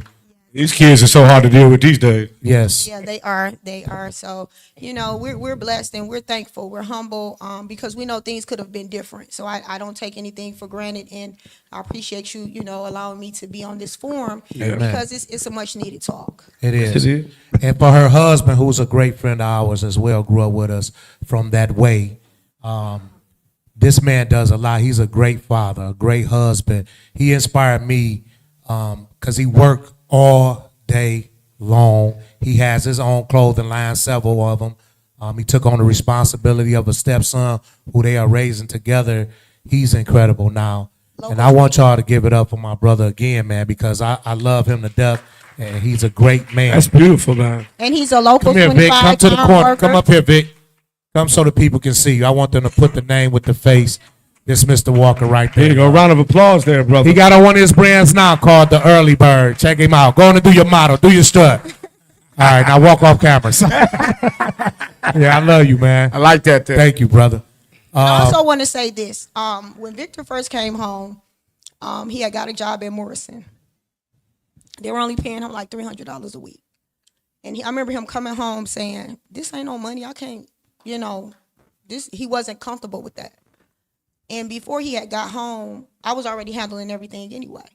So he had went to work. He came home. He said, "Babe," he said, I want to become an iron worker, but it's a 4-year program, and I will go to school full time and work, but I will get a stipend." And he said, "I'll be bringing money in, but it won't be as much as I want until I graduate." So I told him, I said, "Well, you know, I'm already holding it down anyway. I was holding it down before you got here. Do your thing." Amen. He graduated. He graduated. Got certified in welding. Yes. He finished top of his class. He's a local 25 journeyman. So. Hey, we was there. We was there celebrating with him when he graduated. Listen, let me say something, guys. Listen, this is serious. Do you understand what she just said? For this woman, this beautiful black woman, to hold this man down through his journey and through his pain, to be able to see that, to see the outcome, he is now successful. I mean, listen, I think it's more hats off to her than it is to, because a lot of people, what do? We dodge. As soon as the brother don't have nothing, we gone. We gone. So hats off to you, and that's serious to me. Thank you. Pass that to Q. Hey, listen, we gonna let these rest of them say their story. We gonna make it quick because I got another panel of 6 great people that's sitting in here. And we gotta get them on cameras to share with the world because they are very important in the city, in the Michigan, and we want to make sure y'all get to hear from them. So Q, I love you, brother. What movie can we watch tonight with you? Just say that first. Say some good news. Street Legal is Street Legal 2. I'm in Street Legal 2 episode 5, but the Street Legal 1 and 2 and Street Legal South is coming out, right? Okay, yeah. Hey, man, y'all give it up. Make sure y'all check that out. Yeah. So Q, and you're doing so great now, man. You in these movies, you starting in them, you writing now. Are you writing now? Am I right? Okay. But share with the people about your part of the mental health awareness, man. All right. My name is Quentin Sharp, Q Sharp, or Q Hefner. It's pretty much, my story is similar to yours. You know, I went through a terrible divorce. That name Q Hefner, you know, I lived it to the fullest. I put life into that. You know, Hugh Hefner had the smoker's jacket, had the women and stuff like that. So I call myself Q Hefner. And once you got to be careful what you put life into, because you can speak it, whether it be good or bad. And so a lot of us men, we have trauma from being kids. I'm talking about molestation, babysitters, you know, and you always learn they tell you what stays in this house, what happens in this house stays in this house. So you growing up build to not say nothing, you know, and you really don't understand it until you actually have some things that happen until you talk to someone. So when I go into it, I was a terrible divorce. And the only way I think I got out of it or got over, I'm still going through it. I'm still healing. I went to therapy.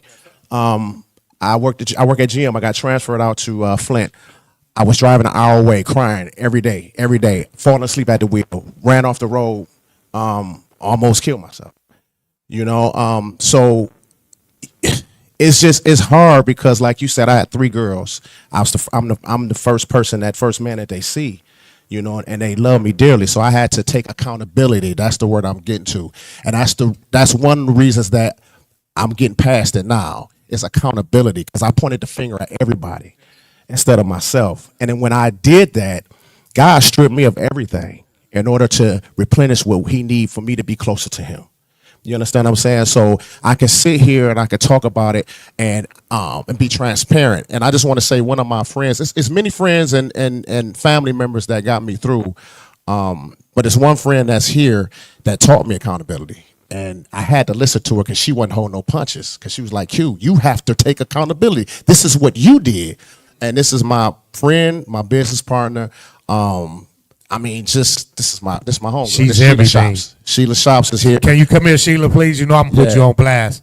Sheila Shops is here, man. Can you walk up here, please? I just want to say this too. We normalize things that's not normal. You know, as far as even going through my divorce, my grandmother, 103 and a half years old, Southwest finest, she burned in a house fire. She was trying to light a cigarette like she do. She said, just give me my 2 puffs of cigarettes, that's it, and put it out. And the fire hit her gown. and she caught on fire. My aunt came downstairs trying to put her out. She grabbed the first thing to do, and she got third-degree burns, and she was in the hospital for 2 months. She almost passed away. So I'm going through the divorce. I'm going through this. My auntie passed. All this is in the same year. You understand what I'm saying? So then acting really helped me too. Like, I can just be someone else and get away from this pain. That's my therapy. And so Sonya, DR2 Productions, when I tell you that the opportunities that you've given me really, really, and I tell you this all the time because it helps me. So, and I hope you don't be one time like, I don't want to hear that. You already told me all 4 or 5 times. But the opportunities that you give me, it really has helped me get over or get through, because you can't go over it. You can't go under it. You got to go through it. Amen. You have to go through it, and I thank you. Yeah, I'll give it up for that, man. Pass the mic to her. But before you say something, you ain't out the clear. She, come on up here. She thought she was getting past. Because I want y'all to understand, they also have a podcast, Q and She. Yeah, can you come on in the camera over here, everybody? Because she is in the scenes, behind the scenes on the movie. Get that mic right there real quick. You can stay right there. Okay, I want everybody, introduce yourself, please, and let them know what you do. Hello, everybody. My name is Sheila Shops, and I'm a wardrobe stylist for film. I do a lot of the movies here, and I've done some for Hallmark Mahogany brand, and that's what I do. That's my passion, along with everything else. But one of my things is working with Q, the dinner table with Q and She. And I just wanted to say this, Q, in front of everybody. I'm so proud of you, your growth. Because when he was going through divorce, I think he was going through it at the same time. Give him that Kleenex, please. And I knew we was going to need it. Y'all give I'm it like, up, look, man. you're going to be all right. You're going to get through this. And it was accountability. And I was like, I got your back. I'm going to always have your back. And we went through it together. Our stories were similar. But I was like, you're going to get through this. Yeah. And he did. And to see where you was at and where you are now, I thank God for that. Amen. Okay, I love to see your growth. Amen. Thank you, She. Thank you, Dice. I love you. I love you too. Thank you. And I want y'all to know, because I love this, when they first started their podcast, they started with me in the back of my boutique. They came to me and said, we want to do a podcast, and we don't have a place to do it yet. And I say, well, y'all can come here and just do it in the back at my boutique. We set them up, and they blew up, and now they doing movies, and she dressing people, and they left me behind. So now I'm going through a depression, but it's okay. So now next we have Miss Sonya. Listen, this lady here, give it up. If y'all don't know her, y'all gonna get to know her. She's a wonderful spirit, period. Me and her met on the Humble when I had my boutique. She had a van called, I think it was Sedona, was it made back then? And I was in love with this van that she pulled up. I didn't know her from nowhere, and I approached her, and she was so kind and polite. She didn't think that I was trying to talk to her or nothing. I had her come down to the boutique, and me and her kicked it off. She's a great person, period, first and foremost. But now seeing the superstar that you are, and I've been with you through some of your traumas. We talked a lot of nights that she went through a lot, and you a wonderful mother, a wonderful person, sweet. I love you to death, and I thank you for taking the time out to come here and helping my brother Q out with what you're doing. But share with the people what you have going on. And like I did Q, besides the movies he named, name 2 movies they can watch tonight on YouTube. I don't even know where to begin. First of all, thank you. Thank you for allowing me to be on your forum. I think it's been about a year since you asked me, yes. And I'm nervous. I'm always nervous to speak in front of people. I'm a computer scientist by degree, and I'm used to going in, programming stuff, telling people what to do, and just being in the background. And so to have me on the panel and being up front, I know my voice sounds even a little shaky. It's okay. Thank you. Take your time. Thank you a I'm superstar. But I'm Sonya Renee. I am Sonya Renee on all social media platforms. Like I said, I'm a computer scientist by trade, so I've worked with some of the most major corporations and worked in the U.S. and abroad for the last 15 years in computer science, and I worked in aviation, so a lot of my software we use to fly the planes. We made everything on the planes, including the jet engines. So the software that I created on the plant floors is what was a lot of the quality control. But I was also an actress at heart. When I went to college, my grandparents said, there's no acting here in Michigan. You know, you got to pick something that you can make some money with. So I became a computer scientist, but I loved math. So it was just like a natural fit. But just jumping forward real quick, acting for me was a mechanism Give her the Kleenex now. It's next to you. Give to us a- hide what I was going through as a child. Being a child of a mother who was mentally ill. Take your time. You're good. Prayers up, man. This is why this is important, y'all. This is why this is important. I thank everybody who's sharing their stories.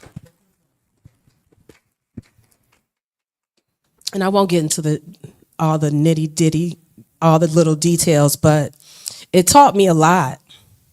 Just watching my mother go through that and being the oldest child taught me patience. I went through everything with her. My two younger siblings had their father. My father wasn't around because my mother had me at 16. So I went through everything with my mother. And even when she got better, I was so thankful, and my little sisters had never really seen that side of her. But I was thankful that I was there with her during all of that time. Even when they talked about in the 90s, when they closed the mental health institutions, my mother at that time was in Herman Kiefer. And if everybody remember, Herman Kiefer is right there on Claremont. Lodge Freeway, yeah. And I remember going up there and watching her and watching the other people who were talking to themselves, walking up and down the hallway. So in order to mask that as a kid, I would act. I would be in any play there was. Anytime we went out shopping, I would run around the store and pretend to be someone else. I used to love public speaking. I was in every talent show, every play. And so that was my way of dealing with the mental illness. And then I got married.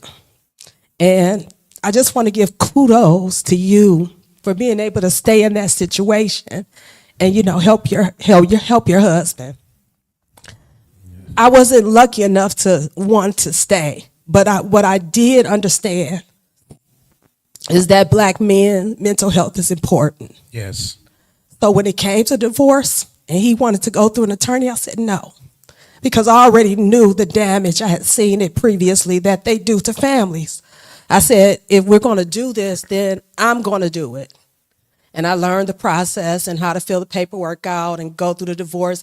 At the end of the day, he didn't want it, but at that point, it was really too late. But I still understood that his mental health was important, so I took it slow. When we finally got the divorce and they wanted to grant me child support, I said no. When they wanted the kids to be with me 100%, I said no.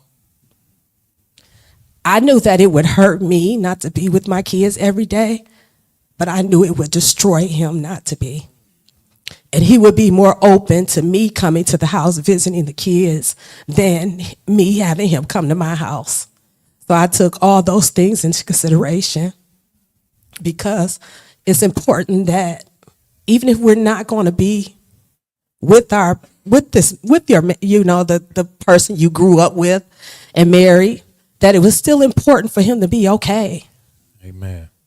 It was important to me for him to be okay. And even with the kids, you know, having to decide, it wasn't a decision. I said, stay with your dad. Y'all can always come with mommy. Mommy's going to always be around. To this day, and it's been almost 2 years, we still do family things together. I'm not dating right now, so we still go out of town. We stay in separate rooms. But I knew it was important for him, being the great provider that he was, that he still has some of that. He could see that we can still coexist and co-parent as friends. And I think in doing that, it really, really helped him. I see the difference. And I still was able to be happy, you know. Hey, listen, Sonia, everybody give it up for it. Hey, I want to say this for you because no matter what he took you through, you still thought about him. I did. It was important. I thank God again for this platform, for what we doing today. we not knowing how it's gonna turn out. It's all in divine order, hearing your story and the way things are going. Everybody need to listen to this and hear this. So we want everybody to share watching this. This is live right now. So please, I thank you for coming. Yes. Being a guest to share this platform, because we were supposed to interview you by yourself on What Up Doe. We're gonna have you back, and we don't have to talk about this. But thank you for coming. Thank you. And sharing your story. We love you. We're gonna watch you in some movies tonight. Yes, I want everybody to watch it. Go ahead. One last thing, and so that's what kind of led me through acting and becoming Dennis Reed, and telling him that I really wanted to learn behind the scenes. And almost 30 movies later, here it is. I produce every single project give it that up, comes out baby. of DR2 Productions. So I'm thankful for that. And I get to work with some great people. We just had Q. I casted him as the lead in a biopic about Rob Murphy called my Deep. man, Muppet Mustangs. I have a very big project with my brother down there, Ty Ty Hopkins, Hopkins. yes, sir. So we had a great, phenomenal year last year, and this year is going to be a market year for DR2 Productions. Amen. So follow the journey, everybody. My name is, again, Sonia Renee. You can find me on social media as I am Sonia Renee. You can follow our productions page, DR2 Productions, Dennis Reed, and watch our journey, because we're out of here. Yeah. And We for are those- the tastemakers. And it's Sonia, Sonia. Sonia, Right. Renee, Renee. All right. Thank Okay. you. We Thank you. appreciate you. You got a mic yet? What a mic to you? Oh, give that to him. Give him. Oh, you gonna go last? Pass it to Wayman. He got it. Oh, you got it. You got it. Okay. Sir, introduce yourself and share with the people a little bit about you, brother. Hello, everyone. My name is Wayman Hayes. I have several different things I do. One, I'm a director for early learning youth development at Focus Hope. I know everybody know about Focus Hope, the free cheese and other supplementary stuff. But we provide a lot of different service to underprivileged individuals in the community. But what I really do, and my passion is, number one, I have a company called Forgotten Felons. And Forgotten Felons is similar to what you were saying. It's really individuals who get locked up that people forget about. They don't get visits, number one. And when they come home, what do we have in place for them? How do we create a plan to ensure that when the brothers and sisters, because sisters get locked up just as fast as men are, that's coming home, how do we connect them back to the families? And that's what Forgotten Felons are really about. I service a lot of young men who come home and women who have no place to go because they're coming into their households with family who it's a disconnect. If you leave and go on vacation for a week and come back, your street look different. But imagine going to jail and being in there from 2, 10, 20 years and coming home and everything that changed. My nephew, he was 15 when they said he committed a crime. They gave him 2 years for the gun, and then they gave him letters. They gave him letters for the crime he did. He did a murder. They said he did a murder. And that's what he got charged with. But with the law to change, he'll be home soon within the next 2 years. So now it's like, how do we really put a plan in place that he don't go back? My cousin went to jail. They gave him letters. And we still fighting to get him out. And these are things, if we were able to go visit my cousin, but my nephew had very few visits. Let me stop you because a lot of people is not up on the terminology when you say letters. They probably like, what the hell is that? Right, I was going to. I didn't know that neither. I know. And I had to make sure because people are like, what do you mean letters? Like, what do you mean numbers? No, letters. Explain to them again. Say that again so they can understand. So numbers, you get 5, 10, 15, 20, 50. Okay, that makes sense. But when you get the letters, that means you got natural life. That means you're not coming home at all. Okay, we understand. You're not coming home at all. So with that piece there, really Forgotten Felons is about really providing a platform for men to receive mental health services, number one, families to receive mental health services, and how we connect them back, even with their families and kids. Like the sister said here, the kids are suffering when they see their fathers and mothers locked up. They going through a lot of issues with that. And then our second company I have is Men. It's called Mentoring, Empowering New Fathers. And Men was put together really during COVID time. During COVID time, being locked up in the house, it was a lot of depression for a lot of people. When a lot of women, whether people know it or not, the infant mortality rate for women dying at birth, giving birth, is high. We keep fighting for women's rights, but let's fight for the black women who giving birth in the city of Detroit, who's really the babies dying on the large numbers, more than a third world country. A lot of men are not educated on how to support women giving birth. When it was time for women to give birth in the hospital in COVID, they would only let one person up. The man wanted to go up and be supportive, but he had not a clue of what to do to support that woman at all. And then when you see your wife, your loved one laying there giving birth, and she's in pain, she's hurting, and as a man, as protectors, like you said, and you have no clue what to do, now you get frustrated.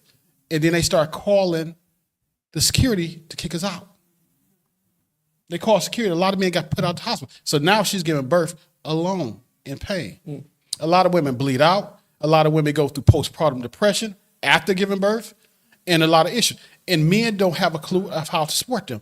So what mentoring for men is really giving them the tools how to support women and how to be great fathers. The time we always think that giving money is the key, because we was taught, like you said, to be providers and protectors. Number one, protection, like I was told by a good friend of mine, is not only just protecting you physically, but also how do we protect a woman's heart? How do we protect our kids' legacy, the future? There's a lot of other ways we need to protect. The finance piece, I lost money during my divorce, and I got it right back. I had kids, paid some child support, done, got it right back. It's going to come, it is going to bounce back. But the relationship we have with our kids, have with our families, is a big piece. Yes, it is.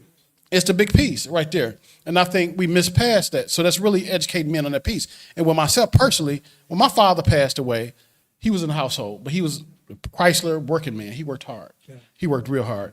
And we didn't have a good relationship. And during his time of his death, we drew closer together. Then it went through COVID.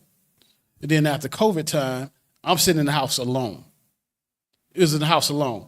And then I recognized as I began to build and try to grow and develop myself higher and higher in success, I'm sitting at tables with individuals who are new. And I grew up on the southeast side of Detroit. And all my friends were in jail, didn't go to school, was not educated. So then I tried to figure out ways to bring them up. And then they disconnected themselves from me because I was growing different. But then I'm going into rooms and places with people that I'm not connected to at all because we grew up and lived different, and stuff they're exposed to is different than me. So then I found myself alone a lot. When you mentioned the point about at the end of the day, men go home alone, we go home alone with our thoughts. Right. And like God, and the Bible say, an idle mind is devil workshop. And that's when a lot of us get in trouble. That's where the womanizer come from, because you're in a relationship, you don't know how to be there, you don't know how to communicate with her, so then you find another one. And then when that don't work out, you find another one and another one. And we don't communicate with brothers at all because it's hard to be really vulnerable saying, well, I'm going through this thing. And we say, suck it up. I remember one of my staff died at work. She went through a heart attack. And by the time we made it to the hospital, she passed away. And my partner, he went with me, and I was hurting. He was hurting. We're in the room crying. I had to go talk to the staff. He looked at me like, can we cuss on here? Yeah. So he looked at me. He was like me, bitch, fix your face and suck it up and get out there and talk to the people. So then automatically I had to stop grieving, hurting, and go out there and speak to the people and let them know what was going on. So now I had to be the strong one from everybody else. And a lot of times we have no outlet to be strong for ourselves because people are dependent on us as leaders and men and places. Everybody depend on us. And sometimes we make ourselves look weak by crying about it or venting about it or saying that you can't really do that. And then it's a disconnect again with people who you grew with. I mean, you didn't grow with them, but you looking up at now as equal and it's co-partners compared to people you grew up with who watched it grow. So, twice a year, we have a fatherhood conference, which is in June at Focus Hope. It's a big conference we have for men. We recognize men in the community. We bring people in. We really focus on mental health. We focus on men health because our health, men go get checked out, go get the prostate checks, go get colon checks, get all these checks, some stuff that we don't do. Go get checked out. And then in November for Mental Health Month as well, we do a big barbershop talk at one of our partners' barbershop, Black Wall Street on the east side on Gratiot. And we really focus on really men mental health as well. Get together as men and have these conversations. Have a safe space. We do this monthly, but we do it big during that time. And thank you so much for it. And congratulations to you too, brother. Thank you, sir. I appreciate that. Y'all give it up for Wayman, man. I want to say one thing before we move on. Once again, y'all, I really, really want y'all to understand the severity of this topic. You got brothers up here, man, and they pouring out. They letting you know just the tip of the iceberg of what they went through. You know what I'm saying? They sitting here telling you just a snippet, right? But seriously, when you're all alone at the end of the day, when everybody went home and you're by yourself, you're alone. And that depression is something else, man. Wow. Thank you, Dice. Go ahead. No, yeah, I love it. Because I don't want, all of y'all was great. But this is my brother, and I love him to death. He know it. But I got to say it. We're going to say the best for last. But no, seriously, before you talk, Ty, I need everybody to turn back and look at this door. Look at these strong black brothers that's standing up back here. I want to give a shout out to New Air Detroit that's in the building.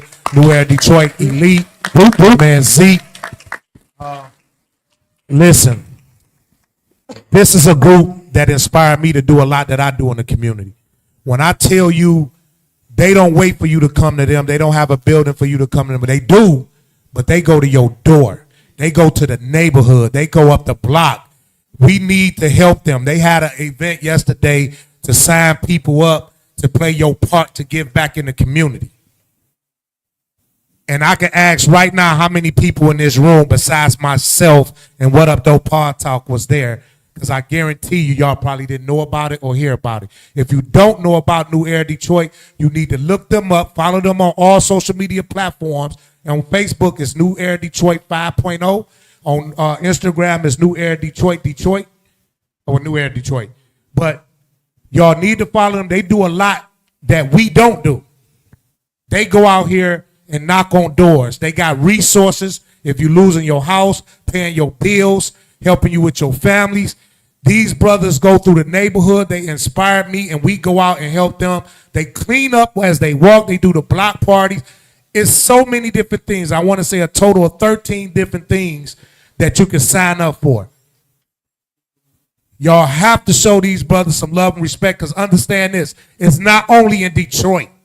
These brothers go to every hood over the United States, everywhere. Vegas, Miami, Chicago, they are everywhere. How many chapters, Zeke? Y'all hear that? They go to the neighborhoods, not in the suburbs, not downtown. Everybody be like, Zeke, y'all need to run for mayor and all this and that. But guess what? The city wouldn't allow him to do what they doing if he ran for mayor. So we going to keep them right where they at, and we going to keep supporting them. And I need y'all to follow them and see how y'all can join and help these brothers out. These sisters, they got the queens that they just dope to me. They inspire me, and I try to do what they do, and I wish I could start an organization to join them and hire 150,000 people to join them, because without us, they all black. We have to stick together. It's unity. Right now, look around this room, how many people came out to support us. This is so emotional for me, not just dirty, but What Up Doe Podtalk, because we was worried and never was. Where Dr. Sabrina? We thought wasn't nobody going to show up here. She back here. She back here. Yeah. I heard everything you said to me. Honestly, I did. I got a problem with it. But this, I can hear you. Hey, I love you. Thank you. But I love all of y'all. But right here shows unity. That means y'all care to be here, to take the time out to be here and to see. And I know some of us are restless and hungry. We didn't have a lot of snacks. Next time we're going to do it a little bit better. We're going to go to Tyler. I can carry on. I'm sorry. But New Air Detroit, I love y'all, man. Keep doing what y'all doing. Round of applause for them. Ty?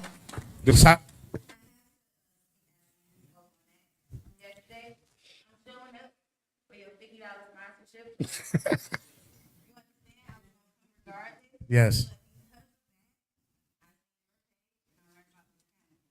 That's beautiful.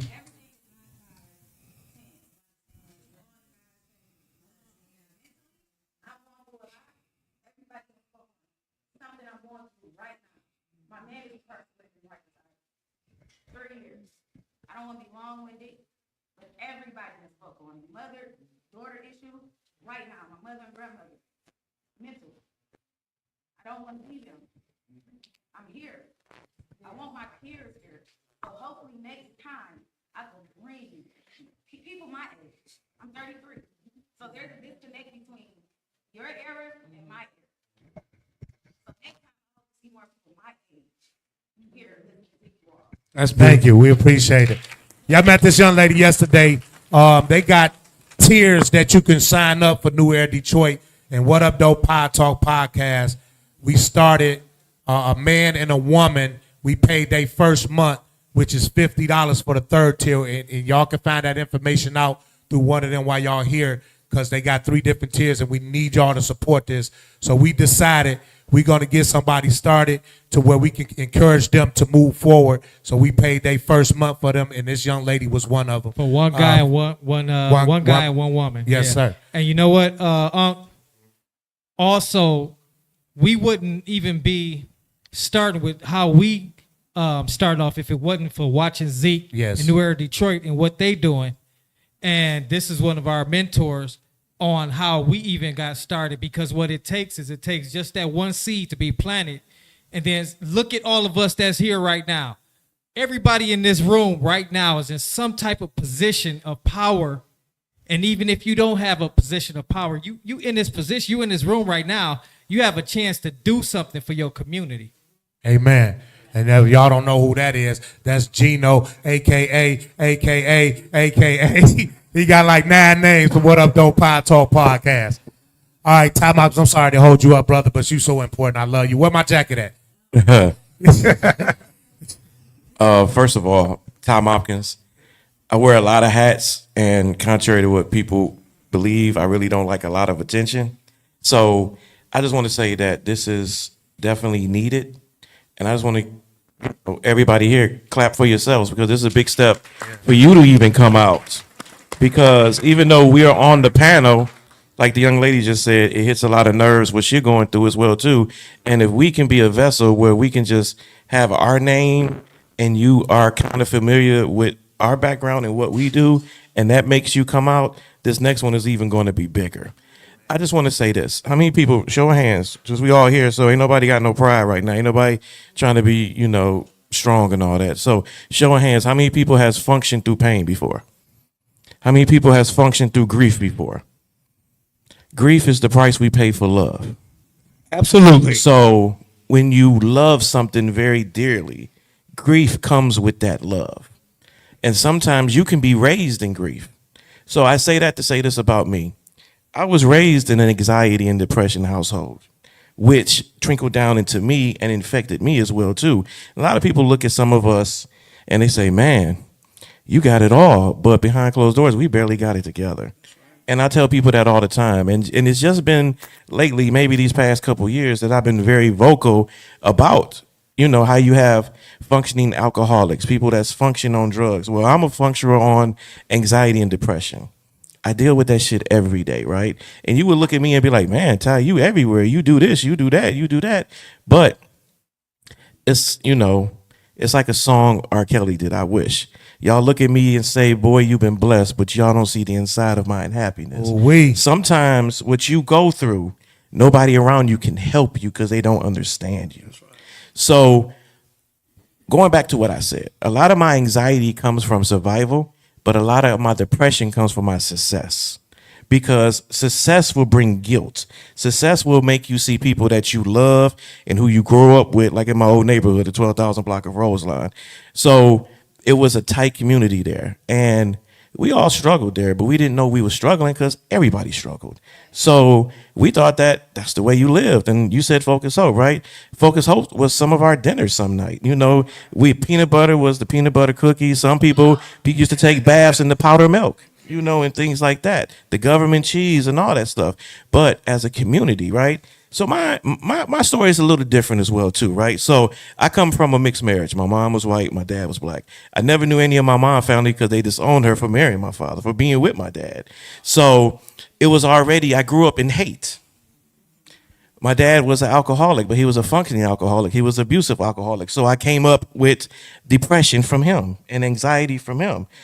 Always being told you're not going to amount to nothing. You're not going to do nothing because he put his failures on me. So I had to learn how to survive. And I came up in the era where, and I'm not ashamed to admit, my first role models were street guys, YBIs, Earl Flynn's, all these guys. So I was raised in that era. So it took my mom to tell me a long time ago, like, you know, your dad really can't, like in my whole lifetime, right? I'm 53 now, right? But my dad died 4 years ago, going on 3 years. 4 years now. In all those years, my dad only told me he loved me once, and he was drunk when he said that. So my mom had to tell me, well, Ronnie, when you wasn't loved, it's hard for you to express love. When you wasn't taught love, you can't express love. So I grew up with all this stuff, right? So I used to get lost in designs. So I would just go when I would have like mental breakdowns or things like that. I would draw, clothes, jackets, and things like that. And then to fruition, God made it seems that, well, God helped me to envision that, where I became very successful with that, with some of my designs. And I just want to say that, because I can go on and on about this, and I know we got a lot of great people. I just want to tell y'all this, right? That it's okay not to be okay, but it's even better when you can finally stand up and express yourself. So many of us lives in silence because, I would tell my family, I would tell my wife sometimes, listen, I just don't feel good. But what's wrong? I don't know. I just, when you dealing with this type of shit, right? It is, I wouldn't wish this on anybody in the world, especially with the anxiety part, because I am, and I'm not, okay. The one thing about me is this, like you said, the heart. The heart is the most dangerous muscle you can have in your body, because when you love, you don't want to see nobody go without. And when you're the sole, not even gonna say the sole provider, but when you're the main asset, because for some reason my family think I'm in the NBA or the NFL, right? So I get all like my brother and them is in the NBA and NFL, but I take that role very seriously. So I become a great provider. I know how to love, right? And I'm a great giver because it wasn't that long before I received as well.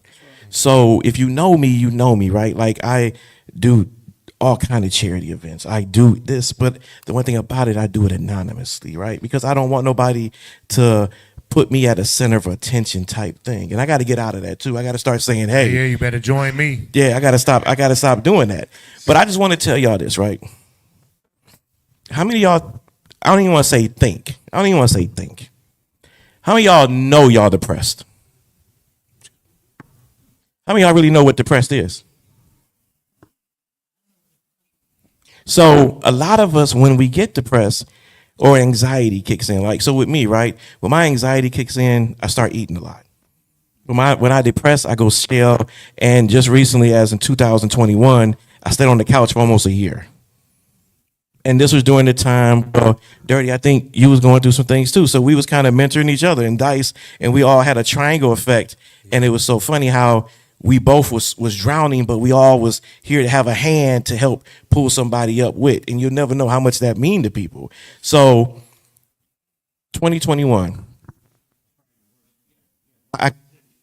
first year of my life, because I lost my mother and father 7 months apart.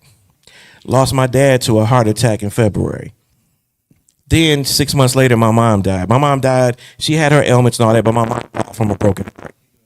Her and my dad was together for almost 50 years. And my dad put my mom through the flux. I mean, anything that you can do, torture-wise, abusive-wise, to a woman, did it. He did it to her. And she stuck by his side because she never gave up on him, because like I told you, what she said earlier, my dad was never loved, so it was hard for him to express love. So growing up into that, it taught me to be a better man, a better husband, a better father, a better brother, a better friend, just everything involved what I do. So this is definitely necessary. And like I said, just these last couple of years, I haven't been the one to be ashamed to say, I suffer from depression. Yeah, I have anxiety.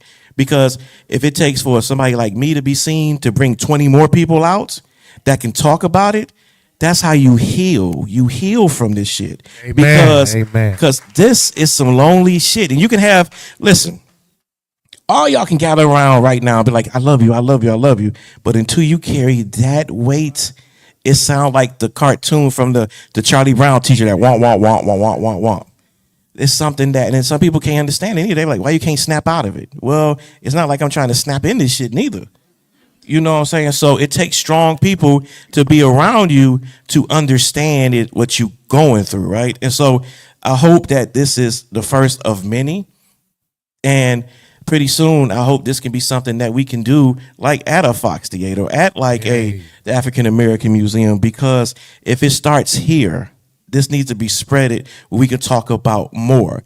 And now it's to the point where I go back on my old block where, like I told you, I'm 53. Some of my brothers who I grew up with still doing the same thing we was doing when we was 16, 17 years old. Now when they see me, they say, oh, here come the preacher. Here he come, he about to start talking. It ain't that. It's that, and that's like I said, the anxiety comes from the survival part.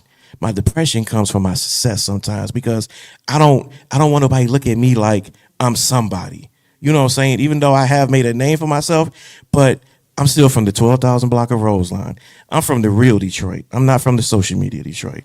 I tell people that shit all the time. Don't assault me with all this influencer shit, this social media. No, I'm from the real Detroit. Amen. I know what it's like to bust food stamps to catch the bus. I done all this stuff. I done been in the streets. I done all that. I just don't carry the flag. And all that has brought anxiety and depression on me so I can help my people and help them get out of what we're going through. Amen, man. I love you. Everybody give to the whole panel. Bro, that's so, for you to share this, you notice I didn't, like Ty said, man, me and him been talking about things for a while now, you know what I'm saying? Certainly. And I wasn't gonna mention anything about that. You know what I'm saying? I'm celebrated that you did. You know what I'm saying? I appreciate that. I mean, you guys got to understand one thing. Like he said, when you guys go home, certain ones of us, when we go home, depression kicks right back in, right? And you don't have anybody to vent to or talk to. If you're always fighting, you hear what I'm saying? Fighting to survive. Just fighting, and you don't never get a chance for somebody to say, you know what, man, those tears, they okay. It's okay for you to be a little vulnerable. Us as men, man, we feel, I swear, if we show one side of weakness, man, now we are demasculated. Okay? You are now the woman.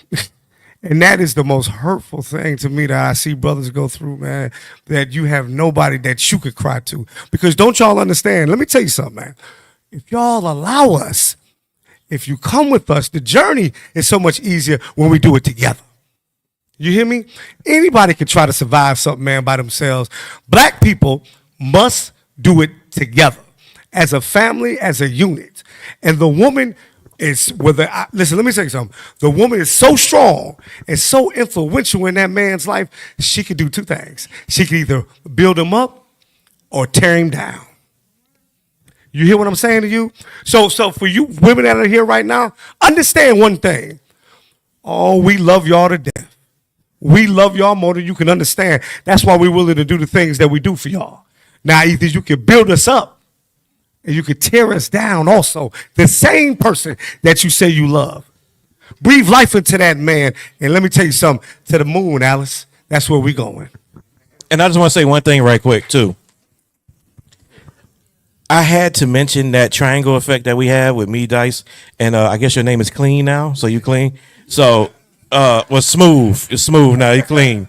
He clean. He been washed. Washed. That's your new name, Washed. So, I just want to say this. If it's somebody in your life that you really, really, really, really, really love, and you see them drowning, just don't stand there and watch them drown. Because sometimes all we want to do is be asked, hey, man, you straight? You good? Just like I call this man, right? And I could tell. I could just feel it, right? I'll see from a post. I'll see from something he'll do. And then I'll say what I got to say. And what I do, I get off the phone. And he'll be like, you know what? I needed to hear that. Same thing with Dirty. I would say, hey, we got to do that. Bop, bop, bop, bop, bop. What we going to do? We going to sink or swim. What we going to do? And same way with me. Dice will call, hey, man, I'm just calling to check on you, Ty. And I'll be like, you know something I don't know because now I'm going through it. You know, I feel you like that. So I'm just saying, right? The realest shit you can do for a person is really just be there for them and have a good ear and a strong shoulder. Because that's all somebody. Just ask somebody, hey man, you straight, but be prepared. Because it's common courtesy for us to be like, yeah, we straight. Be prepared for them to finally say, I'm not. Because I'm not afraid to say sometimes, yo, I don't feel good. I need to decompress. And when you wear so many hats, it's like playing bumper cars, and all you want to do is just find a space in the lane where you can just go chill and decompress. But every door and every wall you go through, you got trauma, anxiety, depression, anger, flight or flight, things like that. So, you know, a lot of my relief comes from creating and just doing things, right? I'll tell you right now, if you are going through some shit, find something you love and just get lost into that. And I promise you, the joy is going to find you, right? I'm not saying it's a cure, because I had somebody tell me one time, depression is a sign that shows you actually lives. It shows you alive because you're expressing some type of emotion. And so I just want everybody to know that, right? Just like, how many is 50 and over in here right now? Okay, like the electrifying emoji, you say, tie a knot, keep hanging, keep remembering, ain't nobody bad like you. All the cliches we could say, but until you walk into these shoes, it is hard as hell. And I don't want to see nobody be lost. So if you got somebody and you know they going through some shit, ask them how they doing. But when you do that shit, you got to be prepared for the answer that comes with that. If they say I'm not okay. Hey, Dice, real quick, just 2 seconds. And I don't like to call out names and stuff like that, because people be like, you ain't mention my name, you mention my name. Well, I mentioned Sheila Shops, she was here. I want to mention a mutual friend of ours and her family member that's here too. That helped me get through my my time of depression and everything, is Angie Crowder. Angelina and the Crowder family, man, they help me. So I just want to mention that because you know how spiritual they are. You understand what I'm saying? You know how spiritual Angie too. So I just want to mention that too. No, I'm glad you did, because that's another family that's part of my village that helped raise me, took me in. One of the sisters, if people don't know, is Gino mother is here. And that's who he's talking about, Gino's family. That's which one of the hosts on our What Up Doe Podtalk podcast. But she has 12 brothers and sisters, and a grandmother, Esther Harris. If y'all don't know about her, she used to let me drive her Rolls Royce back in the day. Everybody used to let you drive their cars, Dice. I'm sorry. Yes. I had a flashback. But the whole family took me in as well, man, because they part of my village that helped save my life. So you absolutely right. We don't want to leave them out. And she here. Can you stand, Mom, please? This is Gino mother, Round of applause, y'all. There you It's go. a beautiful mother. Took the time out. Listen, give it up for this panel again. We got some more beautiful people here, man. I thank y'all for being here. I love y'all. Don't leave, because we got some more people we need to hear some stuff from. All right? Hey, look, let me tell y'all something, man. This is so wonderful. I can't, you know what? I want to give y'all an applause, because we in Livonia. Huh? Black folks don't like coming out over here to Livonia. So for y'all to come out here and support us, I love it. King. This is so wonderful. You all right? Anywhere. Yeah. Yes, sir. Dirty. Stretch your legs, y'all. B, don't be trying to leave. Where you going, homeboy? Oh, yeah.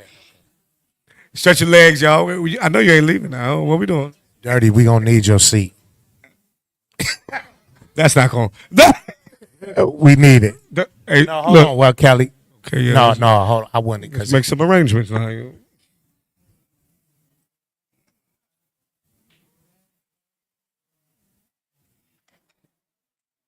We got some people leaving. We can grab a couple of them chairs. If you need to use the bathroom, I meant to tell y'all this. The bathroom is down this way. Gino or Carmen, if y'all can help, if anybody needs to use the lavatory right there. Pop, gotta use it. You gotta use that. Hey, Dad, what's up, man? Come on. Yes, come on around here. Come on. Gino, can you help Dad right quick? Yeah, B, what's up, man? Can you help Dad to the bathroom, please? How you doing? You too. Thank you, man. Love you. Thank you, sir. Hey, I need somebody to give us a chair. Yes, please. Thank you. We will. Please don't leave. I need everybody. Don't forget we are live right now.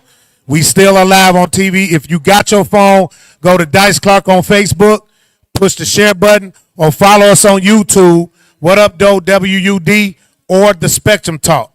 Y'all can share that, and please subscribe. We need everybody to subscribe. Dirty, can you pass the mic down Not a problem. to the end first?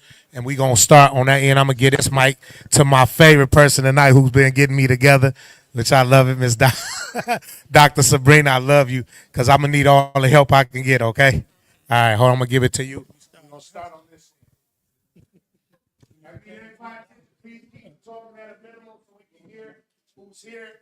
And what I want y'all to do first is share your name, your occupation, your social media platform, so people can understand why you're here. And I thank each and every one of y'all just looking at this panel, even with the car up there with y'all, like it's beautiful. I'm saying you're beautiful with it, man. This is your life. I don't know why you say it like that, though, man. I'm just saying, bro. So please, sir, start us off.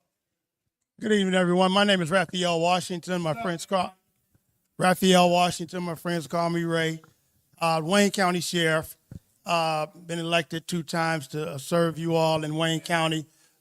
This last election we had 551,839 people said that they wanted me to continue to be their sheriff. So I'm out here doing the work, been doing law enforcement for 42 years. Yes, law enforcement for 42 years. Be 65 in a couple of months, and thank you all for thinking I don't look that old. But I've been at it a long time and enjoy what I'm doing. I'm on social media, Sheriff Washington, Raphael Washington, Wayne County. You'll see me on social media.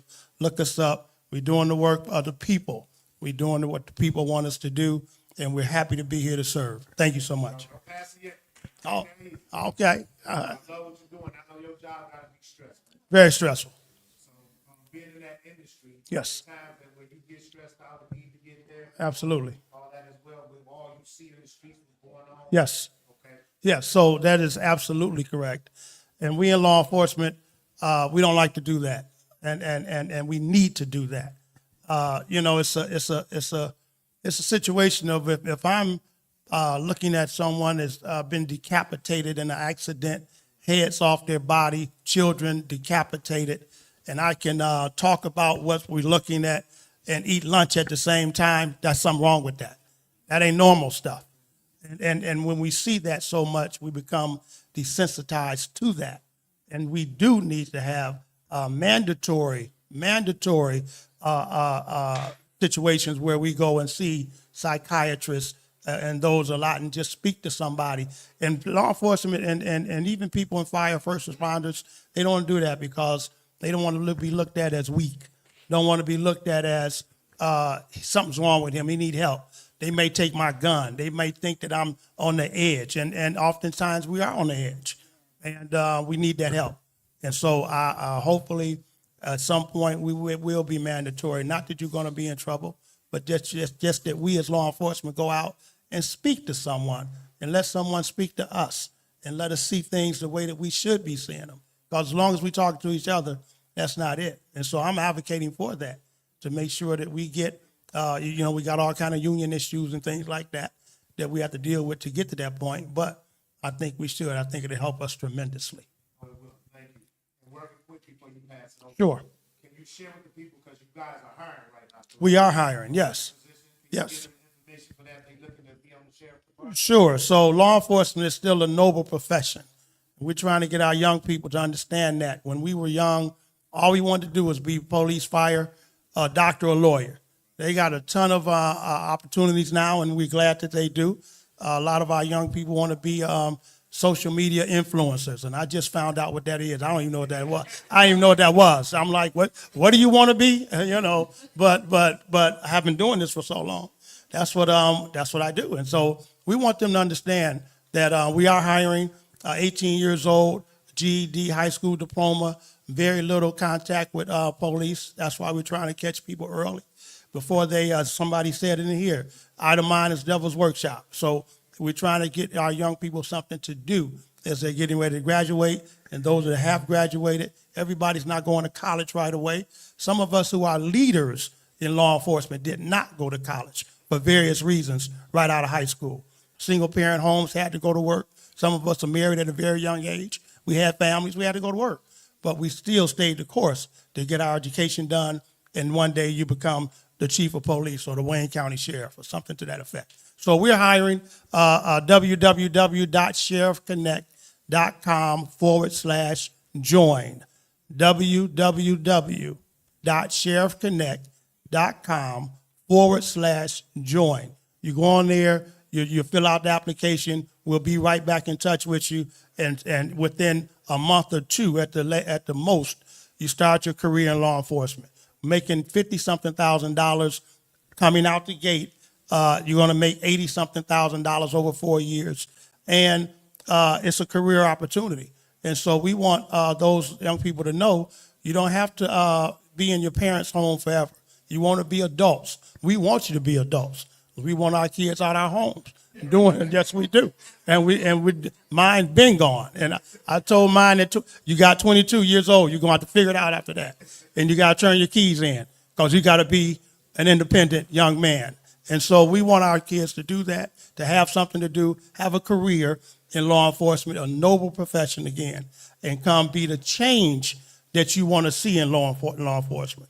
Sometimes our young people are upset about the things that we've gotten wrong in law enforcement. And we call it wrong when it's wrong. We call it right when it's right. So we want them to come on and be a part of the change that they want to see. Come get this money. Come be independent. Come be a law enforcement officer. Thank you so much. Thank you. Sure. Yes. Yes, sir.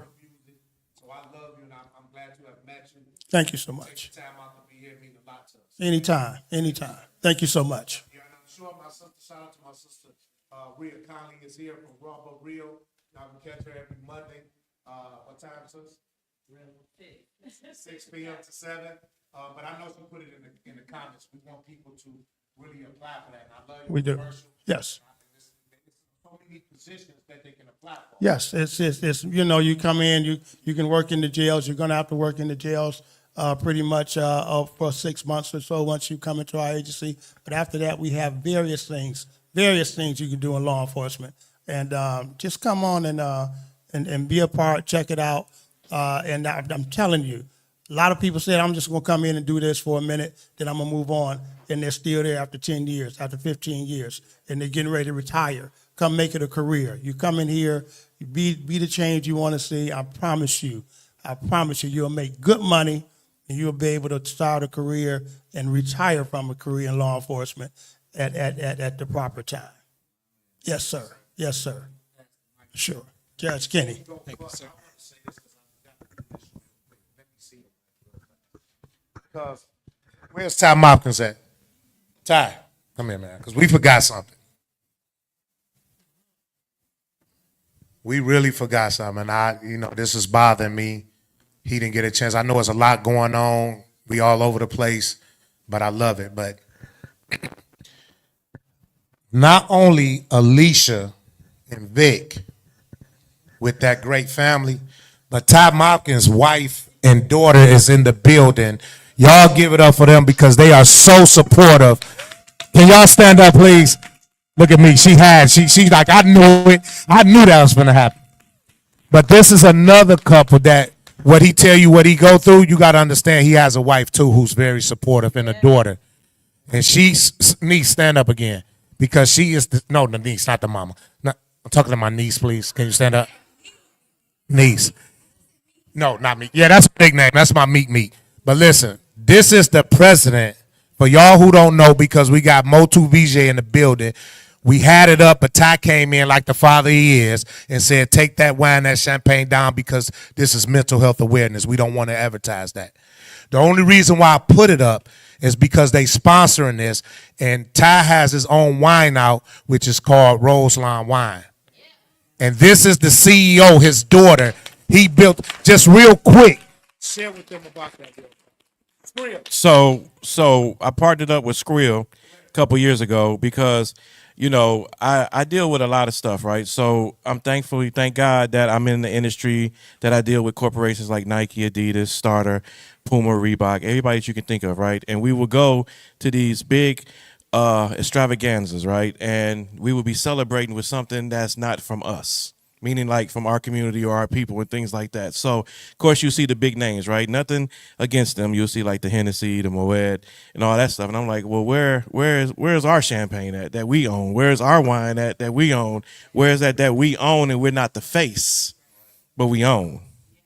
So I told met up with Skrill one day and we was talking. I was telling her, she said, man, I got some guys in Grand Rapids that want to do some things. So I was like, okay, well, let's sit up and talk.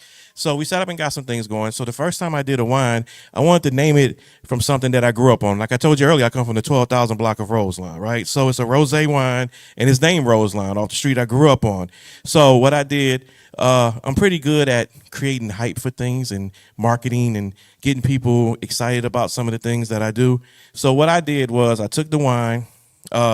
Actually, I didn't. Actually, my wife and my daughter, they went and created the flavor for it and they did everything, right? I was just the face of it.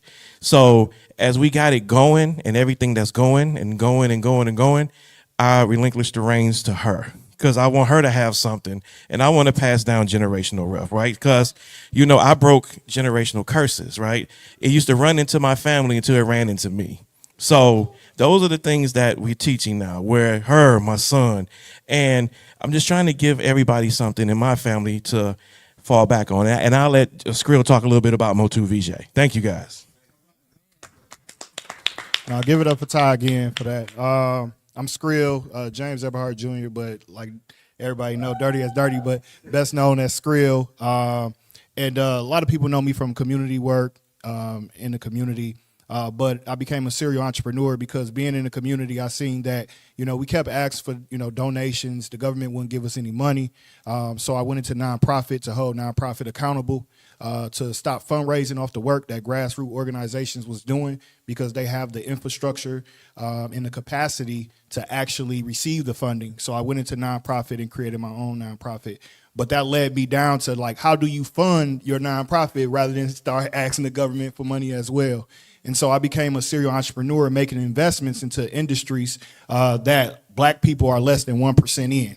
So when we look at ownership with inside of these type of industries like the spirits industry that Ty talked about, Motu VJ is a black-owned spirits company from West Michigan and Grand Rapids, but I am the partner that brought it to Detroit to East Michigan. And so it's a slowly owned, all black-owned company. Ty and Shay is my other business partners here in Detroit. But the thing about Motu VJ is Latin for strength and activity. And our activity is community. And so when we talk about Motu VJ, it's actually Latin for strength and community. And so the way that we move as community, but we have to understand also that we have to start putting our money where our mouth is, right? And our money, when we go to these stores, we're not buying things that our people actually own. It was one thing for me to say, hey, let's go buy a liquor store or a grocery market. But it's another thing to go and own the products that they got to buy from you first. So you get your money back into the black community first, right? And then they have to resell those products, right? And so we have to start having that mentality when we're actually building our community. We can't just say, hey, let's go get the storefront. Let's get into these industries that we are not in, that we are utilizing so much and pouring back into our community and really being the strength in our community that we really need. And that's what Motu VJ is. That's why we're inside of the spirits industry, is because we're less than 1% in that industry. And also here inside of Takers Gaming with Dice as well. This is one of the business ventures as well that we brought out here to Livonia. But we're not even amplifying this type of industry of gaming, but we're seeing our children repeatedly playing games every day and telling them to get off the game, go do something else. But this is the future, and we have to invest into our children and the things that they would like to see. Because how many of your parents told you to do something that you didn't want to do or be, right? And they pushed you down that hole and you lost your dreams, right? But these children have dreams to be, I heard someone say they didn't know what an influencer was. Now they want to be influencers. This is a space and a hub that we created for them to expand upon that. So make sure that you are properly investing into the future and bring them here to Takers Gaming as well. So I appreciate you, Dice. Appreciate this. this podcast, What Up Doe podcast, for allowing the space to be utilized, and appreciate y'all driving all the way out here to Livonia to check out this space as well.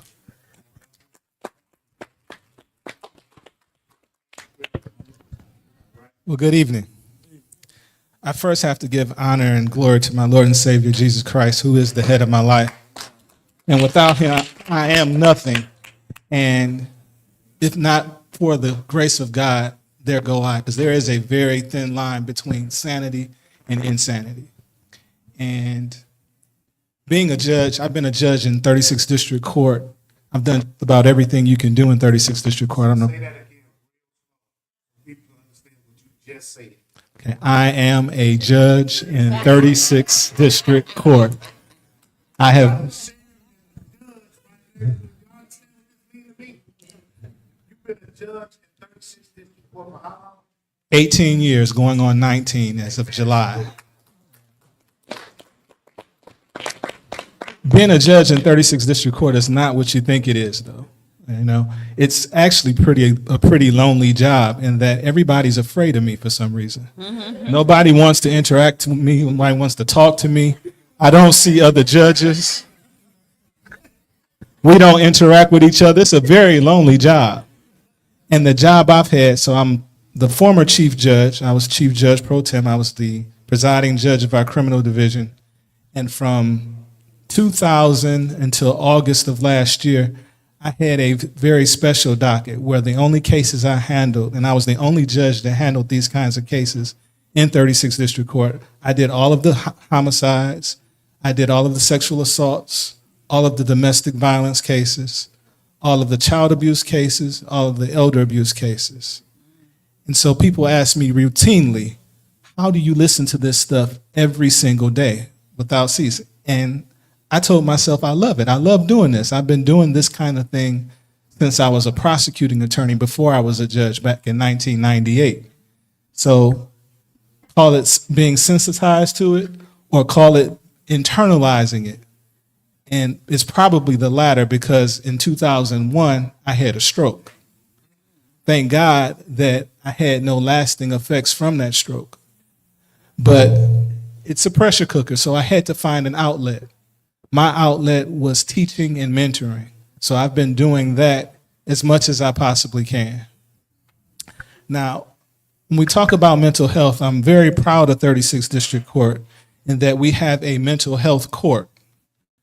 Our website indicates the 36th District Court Mental Health Court was established in June 2020. The mental health court is designed to divert persons who suffer from behavioral health issues from jail and prevent them from cycling through the criminal justice system by connecting them with the mental health and or co-occurring substance abuse treatment they need to maintain a stable and healthy lifestyle. The primary goals and objectives of the mental health court are to connect defendants who suffer from serious behavioral health issues and or dual diagnosis of co-occurring behavioral health issues and substance abuse to the appropriate services, ensure public safety, and reduce recidivism through appropriate treatment and intensive supervision, and increase collaboration between the court, city, county stakeholders, Detroit Police Department, county prosecutors, Wayne County Sheriff's Office, and the treatment providers in pursuit of providing appropriate and effective responses to individuals who suffer from behavioral health issues who interact with the legal justice system. Mental Health Court was developed to reduce criminal recidivism among nonviolent misdemeanor offenders by eliminating their reliance on mood-altering substances and including appropriate mental health providers. Judge Shannon A. Holmes is the presiding judge over our mental health court. The program is for adults at least 18 years of age who voluntarily agree to participate and need intensive services, monitoring, and the treatment of the court. The program requires a commitment of 14 months to 2 years and includes 5 phases. Phase 1, acute stabilization. Phase 2, clinical stabilization. Phase 3, prosocial habilitation. Phase 4, adaptive habilitation. And Phase 5, continuing care. There is a graduation ceremony upon successful completion of the program. Now, although we do something, it's not enough, because I'm a firm believer that we have to get to the root of the problem. Why do we have all of a sudden this onset of mental health issues. Is this something that just came over overnight? I think not. I think it's not a very simple solution though. I think that we have a lot of variables that contribute to it. One, and I'm probably gonna make some enemies here, is drug use, weed, the weed that we're smoking. So my wife is a teacher, and she's never seen so many children with emotionally impaired situations and are in special ed, and they're brought to school by their parents reeking of marijuana. Anything that alters your mind, alters your DNA, is going to have an effect on your child, whether it's the male and his sperm that's being affected or the female and her egg that's being affected. There's going to be some effect. We're seeing the byproduct of that right now. I'm a firm believer of that. That's my personal take. Depression and internalizing stuff is another factor. You know, I said that being a judge is a very lonely job. Being a police officer is a very high pressure job too. Some of them handle it much better than others. Lawyers, same thing, because we have a way of internalizing things. You have all this pressure. The world looks to you for whatever reason. Because I'm a judge, everybody think I got money. Everybody think I got the answer to everything. So I get phone calls. Everybody in the city of Detroit and the county of Wayne has my phone number. If you don't have it, shame on you, because everybody else does. People without my phone number, and they do. But it can be a very high pressure situation, and we have to look for outlets. We have to first recognize what it is, and then we have to do something about it. You have to also be the first line of defense, because you may have a family member that you see maybe having a meltdown. Don't sit and wait till it's too late to do something. I recall a long time ago when I was a prosecuting attorney, we had a young man who had a mental breakdown. He got his Bible, he got butt naked, he got in the bathtub, and he just started reading the Bible. Okay, so something's not right there. Something's a little off, folks. Y'all should have recognized that. But what did he do next? He got a gun, he got his rifle, he went downstairs, he shot his brother who was in the bed with his girlfriend. Father heard the gunshot. He come down the stairs. He shot and killed his father. The police arrived. He started shooting at the police. He shot 2 of them in the butt. And then when they finally got him, now everybody wants to talk about his mental illness. Well, yeah, he is mentally ill, but what could we have done to address that sooner? Not sit there and say, oh, he crazy. No. Something has to be done. Tell somebody. Do something about it. Don't just sit there and let stuff foster and get worse until it reaches a level where somebody gets hurt. But again, although we do some things in 36th District Court, if you read the website I was reading from, what we do is we address people with misdemeanors and nonviolent offenses. Well, what about those people who create violent offenses and they're not misdemeanors? I got my share of those people who come before me as well. I'm going to leave you with one last story. I got tons and tons of stories because, I've been doing this stuff a long time. I had a guy charged with home invasion, felonious assault, felony firearm. And his lawyer, so I don't do the actual trials. I determine if there's enough evidence for a case to be bound over to trial. So his lawyer was arguing why I shouldn't bind the case over. There wasn't enough evidence. And the guy is sitting there and he's crying and trying to get my attention, and the crying is getting louder and louder, and I'm trying to ignore him and focus on what his attorney is saying. And I said, this guy really wants my attention. I guess I give it to him. So I look over at him, and he's handcuffed in the front, and he's a light-skinned African-American. He's wiping something in his face. I said, what is that he's wiping on his face? He wasn't dark-skinned when he came in here.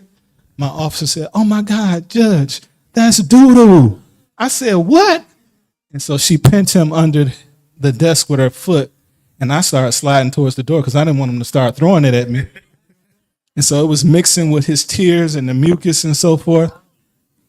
And they're trying to talk him up without touching him, It's going to be okay. Just calm down. Just calm down. And she's like, hit the button, Judge, hit the button. So we have a panic button on the bench. If someone's fighting or someone tries to escape, So my officers come running through the door, and the smell must have hit them when they got to the. They said, "Oh, we need gloves," and they ran back out. So they were no help whatsoever. Those weren't your officers, by the way. No, those were the course officers. But long story short, these things just don't happen overnight. There are signs that we should be looking for. If you don't see them within yourself, hopefully a family member, a loved one, a friend, someone sees what's going on and able to alert someone, the proper authorities, to get you that help. Okay. Thank you, Judge. Y'all get up for the judge, man. Appreciate it, 100%. I don't know if my mic is on or not, but it is. This next person is also award-winning. She was at the ceremony with me as well, so I'm going to let her introduce herself, but y'all give it up to her for her award that she won Friday night. Give it up for her, y'all. Yeah. All right. Thank you. And since we're here, I got to say, what up, Doe? I just learned about this podcast, so it's now my new favorite podcast. Thank you, Kelly Sane. So I am Dr. Michelle Lino, a licensed psychologist and host of the Dr. Michelle Show, Mind Matters. You can watch it every Saturday, 11:30 a.m. on TV 50. You got that? Every Saturday. All right, put it in the chat. Tune in. So a little bit about me, my background. I have been practicing for many years, and I was doing a lot of clinical work. And I think someone said, how do you do so much of this? I used to do a lot of therapy. I used to do, I've probably conducted thousands of psychological evaluations. And, as somebody said, how do you do so much of this? How do you know when you need a break?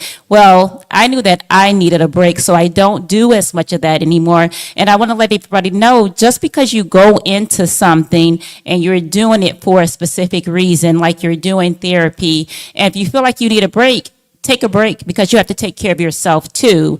I can't help a client if I'm feeling overwhelmed. So I still do some of those things, but not a lot of it, not as much as I used to.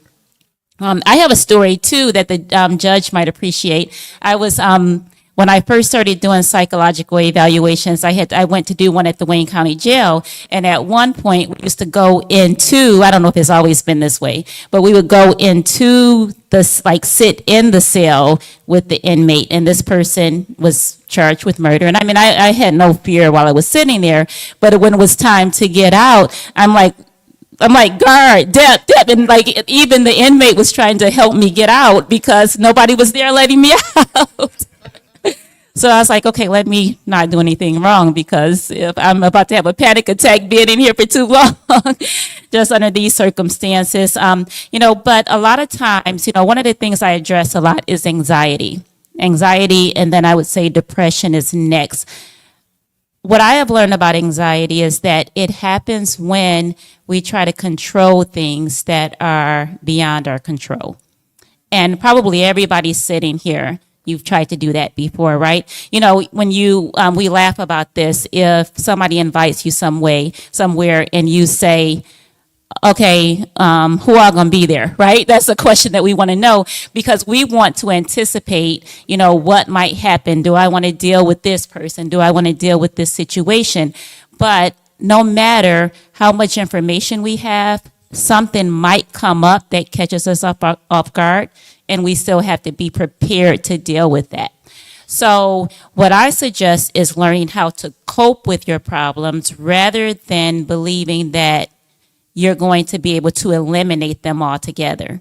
And that is what has helped me also.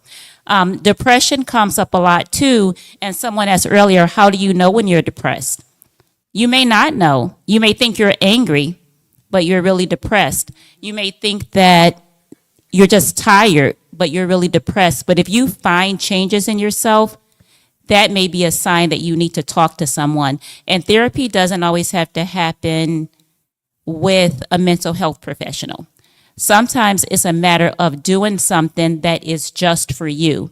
How many people in here do something every day that's just for you? Not for your husbands, your significant other, or your kids, but something that's just for you.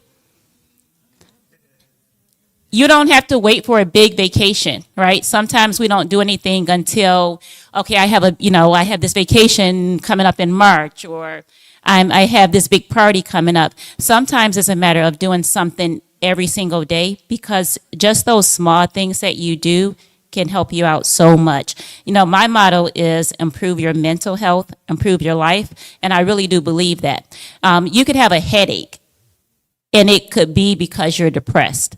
You could have backaches. What I've learned with kids, when I used to see a lot of kids often complain about physical symptoms when they're depressed and anxious. They might get more backaches. They may get more headaches. And so pay attention to that, because a lot of times we try to separate the physical from the mental, but there's really no separating. They all go together. So if you want to improve physically, you have to work on this every single day. Not some days, not when you have time. We make time for work, we make time for everything else, but how often do we make time just for us is so important. So always remember, no matter what you're going through, improve your mental health, improve your life, and you're going to get better, because you can get through anything. So work on every day becoming self-aware, because self-awareness will help you learn what triggers me. How do I get through this situation? And as you become more and more self-aware, you will build your coping skills. And that's what's so important, because remember, you're not going to eliminate problems altogether, but really you need to learn how to deal with problems. All right. All right.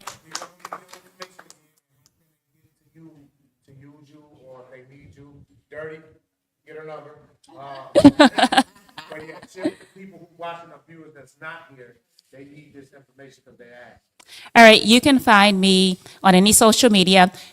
And also, I'm Michelle with one L. Okay, so don't go putting two L's in my name. Michelle, one L, Michele, Dr. Michelle Lino. If you Google that, everything comes up. Dr. Michelle Lino, Michele, last name Lino. I'm on Instagram, Facebook, LinkedIn. You can find me. You can find me any there. Also, I have a website, Dr. Michelle Lino, or DML Psychological Services, actually. DMLPsychologicalservices.com.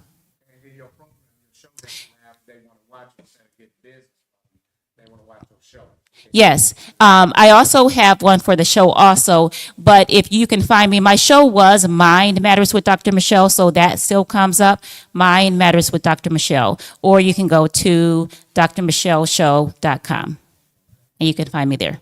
And remember, the show airs Saturdays, 11:30 a.m., TV 50. Amen. Y'all give it up for Miss the doctor, award-winning doctor. Yep. And next, we have this young man who also award person who was there with us as well. And I met when I first started this business here. It was called My Game Room in Detroit. He worked that district, and when he came, I shared his story with people because he was a official in the city that he didn't just come and take pictures and leave. He stayed the whole duration of the time that I had the grand opening, and I appreciated that from day one because he was one of the first people that worked for the city that stayed the whole time and helped me out with everything, with the cleaning up, setting up, giving out the prizes. So I thank you. So please share with the people who you are and what you do in the story about yourself. Thank you so very much for that. First and foremost, I want to give honor to God, who's the head of my life, and I want to thank him for giving me another day, and thank everyone for giving you, each and every one of you, another day. I also have to say something also, and this is for my girl, Kelly Neighbor. Kelly is here, and she is mourning the death of her mother. So we got to give it up for her, and she's out here. That's my girl. So I want to say that, family. And I say family. Yeah, I'm so glad that I'm sitting between Dr. Lino and Dr. Sabrina because they're probably going to help me out a little bit here. And Kevin Fisher just left, so I wanted to recognize him as well as each and every one. But again, my name is Roy McAllister Jr. Let me just tell you a little bit about myself. I was raised, other than college and the military, I have lived in the city of Detroit all my life. I went to McKenzie High School. I went to Eastern Michigan University, and then when I came out, I went on to the Detroit Police Department. I retired from the Detroit Police Department. I was a commanding officer of Detroit Homicide Section. I went on, also during that time, I went into the military because we was laid off. I went into the military and I attained the rank of CW4. Now, first of all, CW4s are very, very limited. And to be a black CW4 is even more limited. And so when I came back to the police department and then homicide, and then I left, and then I went back over to Iraq. I was in Iraq 3 years. The first time in the military. And then the second time I went over and I was the regional commander of the 5 northern provinces of Iraq. I was also on the team that helped catch Saddam Hussein. And the fact of the matter is that I say that and everybody say, wow, you've done a lot. But the fact of the matter is, I grew up as an only child. And when you grow up as an only child, people say, oh, you get everything. You get everything. But I used to hate when the street lights come on, for you, those of you that know about that. Because when the street lights came on, I left all my friends. And I'm in the house by myself. And so then when I talk about family, I really mean this from my heart. Because when you grow up by yourself, everybody you want to kind of bring in and embrace and say, you're my brother, you're my sister. You might be my father, although I have, my mother and my father. But I'd embrace that. When the Urban League came to the city of Detroit, I was head of security for the president of the Urban League. And at that time, I got the opportunity to meet the council people at that time. And I said, when I retire from the Detroit Police Department, I want to help people by being on city council. And I ran for city council from 2005, 2009, 2013, and made it in 2017 because it was just in my heart, because I love Detroit, and it was in my heart to help people. And when I got on city council, that was my whole objective, is to help people and to love people. But one of the things that kind of hurt me was I'm always used to saying and embracing people as family. And a lot of people, when you get in these positions, and I think everyone down here, when you're in a position, people only will deal with you because you're in that position. But when you're no longer in that position, people will say, I'll get back with you. Or, well. And so one of the things that I did while I was on the city council was the mental health task force. And every 3 months, I would have a seminar working with WC3 to move it around. Because as been stated, a lot of times it's not necessarily that we have a loved one, a family member, or neighbor. It might be I need that help myself. So that's what I did. And then when I was removed from when I wasn't reelected to city council, I still was out helping people. But I always, if you notice, everything that you've heard me say, I've always achieved so I can be in the position where I have a say-so to help people. And then when I was no longer on city council, it kind of hurt because although I was still able to help people, I didn't have that position where I could call someone. And because I had that position, I could get that help or get some help for someone. So I say that to say also, when you talk about mental health, I always say, because right now I'm working on my doctorate in behavioral psychology, because I want to understand why people act the way they act, why we have so much anger, why is there so much hate, why is there so much violence. And I don't want to put Sheriff Washington out of a job, and I don't want to put Judge King out of a job. But if we can limit it, then we can make it a little bit better. So I always say that, think about this. Mental health is life. It is life. You heard Dirk talk about how he was the man, how he was a womanizer. He was up here. But when that hit him, it hit down here. And that's what life is all about. You could be up here, but someone dies in your family. You have a financial problem. You have a child that's not doing right. You have a family member that's doing right. Something that's going to hit you is going to bring you from here down to here. And it's how you are able to deal with that to get yourself back up here. So these are the things when people call me up, just like when Brother Carr called me up, I was there because I wanted to help.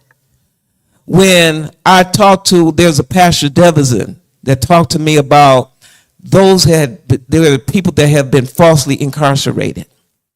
And that just took my heart. So what I did was I developed something that was called the Michigan 13. And what I did was I brought 13 of those individuals down to city council. And I made sure that they was recognized and that they made sure that they was apologized to what happened to them. And it's also making sure that they got back into society. Because when you're talking about somebody with 1 year, that's taking a lot. But when you're talking about somebody up to 52 years, you've missed a lot. Birthdays, graduations, family events, a number of things. And that just took to my heart. So I wanted to make sure. So my name is Roy McAllister Jr. You can get me at McAllister, McCalister, D2.com. You can also call me. I ain't got no problems with talking with you. Area code 313-434-4806. 313-434-4806. Family, I love you. God bless you.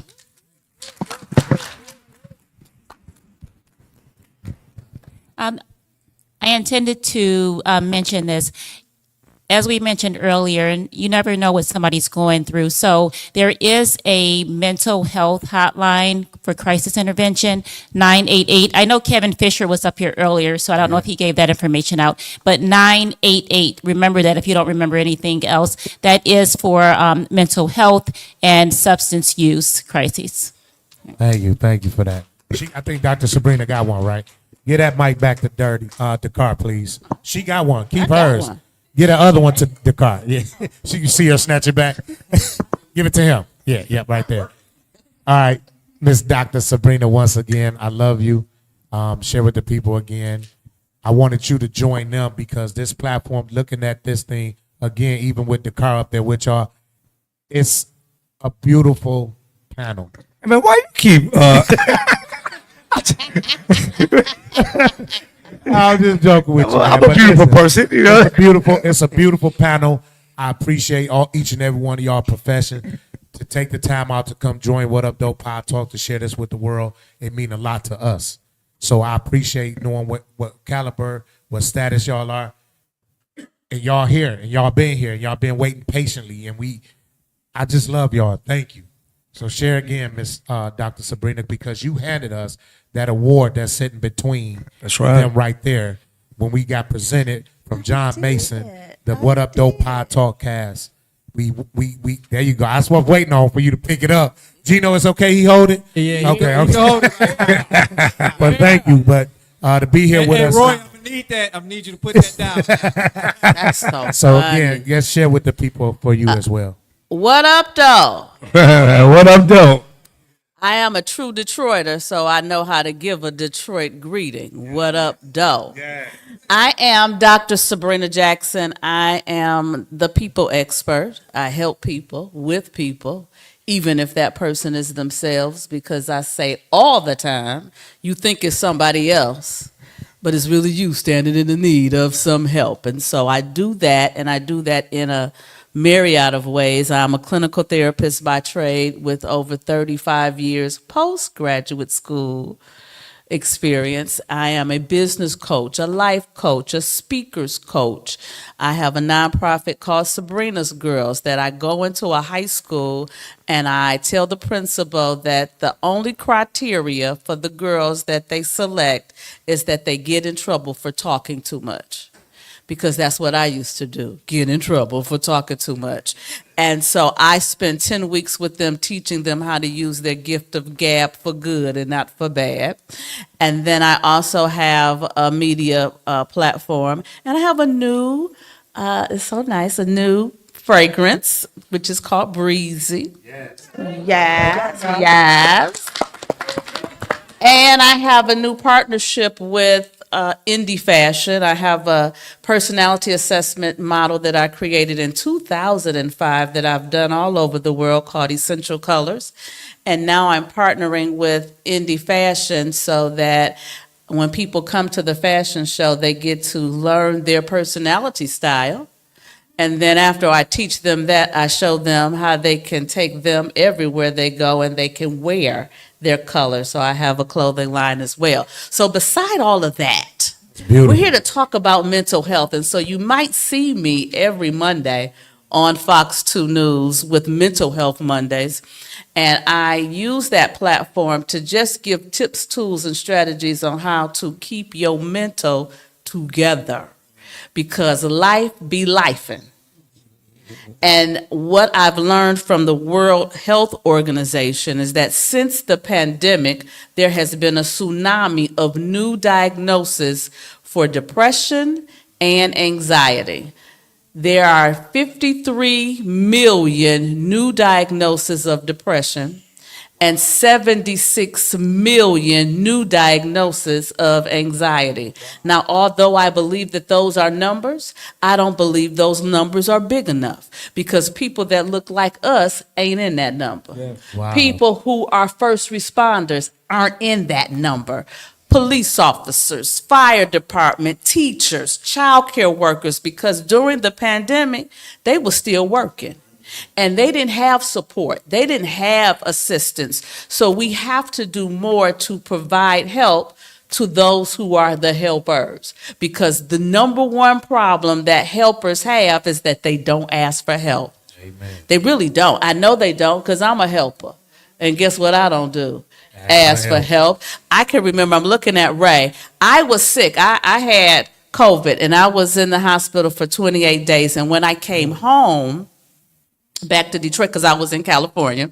When I came home and everybody kept asking me, did I get vaccinated? And I didn't. I still haven't, but that's my own thing. Yeah, I'm with you. And Ray saw me and he says, oh my God, I'm so happy to see you. I'm glad you're doing better. And you got vaccinated, right? And I said, no. And he was so mad at me. Oh my God, he was like, I don't even want to talk to you. You still my brother, right? Still my brother. And so the one thing that I want us to understand as we close this thing out about mental health and mental wellness is that every single thing that we do, we must care. Yes. And CARE is an acronym. The C is that you have to be coachable. Because how do you get better if can't nobody tell you nothing? Yeah. And too often, can't nobody tell you nothing. Yeah. The A is that you need to have an attitude of gratitude because what I've learned is if you're grateful, you can't complain. Yes. And if you're complaining, you can't be grateful. Yes. They can't occupy the same space. So at the end of the day, you choose. Yeah, oh my Lord. The R is to be righteously responsible on your shit. Amen. Say it if you did it, say it again. Own your shit. Yes. If you did it, say you did it. Amen. Own it. Because once you own it, can't nobody tell your story like you tell your story. I know that there was a day that I didn't like being dark skinned. I didn't like it. I didn't like it. Oh, but I went to Castech. And one day a man by the name of Stan, who was in the kind of packaging that I like, looked down at me because he was 6'4", and said, hey, dark and lovely. And I said, what? That became my mantra. I had dark and lovely going down the side of my jeans. I had it on my hat. And so now I tell men, you can't handle all this chocolate. I'll put you in a diabetic coma. What? Talk to him. Preach. Why you ain't catching this, man? Preach. And then the E, I used to say, embrace excellence. Amen. But what I've learned is if you embrace it, you can let it go. Yes, you can. So now I say embody excellence. Hey. You bring your A game to every game. I don't care if I'm talking to 2 people or 2 million people, you're going to get the same because I know who made me. I know who I serve. I am not a business owner. I am the COO for Christ. Hey. I work for him. Hey. And so every door that's open for me, I run through it. Yes. And if I'm scared, I do it scared. Because the only way to build courage is to do something you scared to do. Oh, Lord.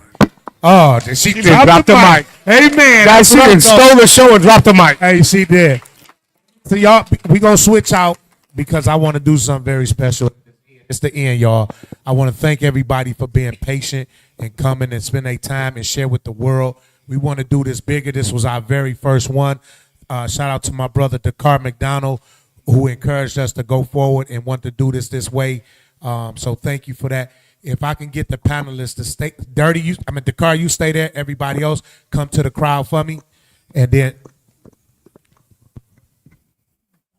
come on this way and have a seat. What that other mic that Miss Dr. Sabrina drops it after she said what she had. I got it. Okay, thank y'all. Thank y'all very much. I don't want y'all to leave. I would love to get a picture from y'all. As we see, Dakar McDonald is up here right now. I'm Dice Clark. I want to call Ted Skills, Gino, our super producer Rico. And no, y'all two sit on that end. I need that chair for a minute. Sit over there with Tez. I don't want you by me. No, not right there, by Tez. Sit on my Tez. Yeah. That chair is for a reason. So producer's gonna sit here. For everybody, I need y'all to get your phones out because this is the What Up Doe Podtalk. I'm sorry. Let me start over.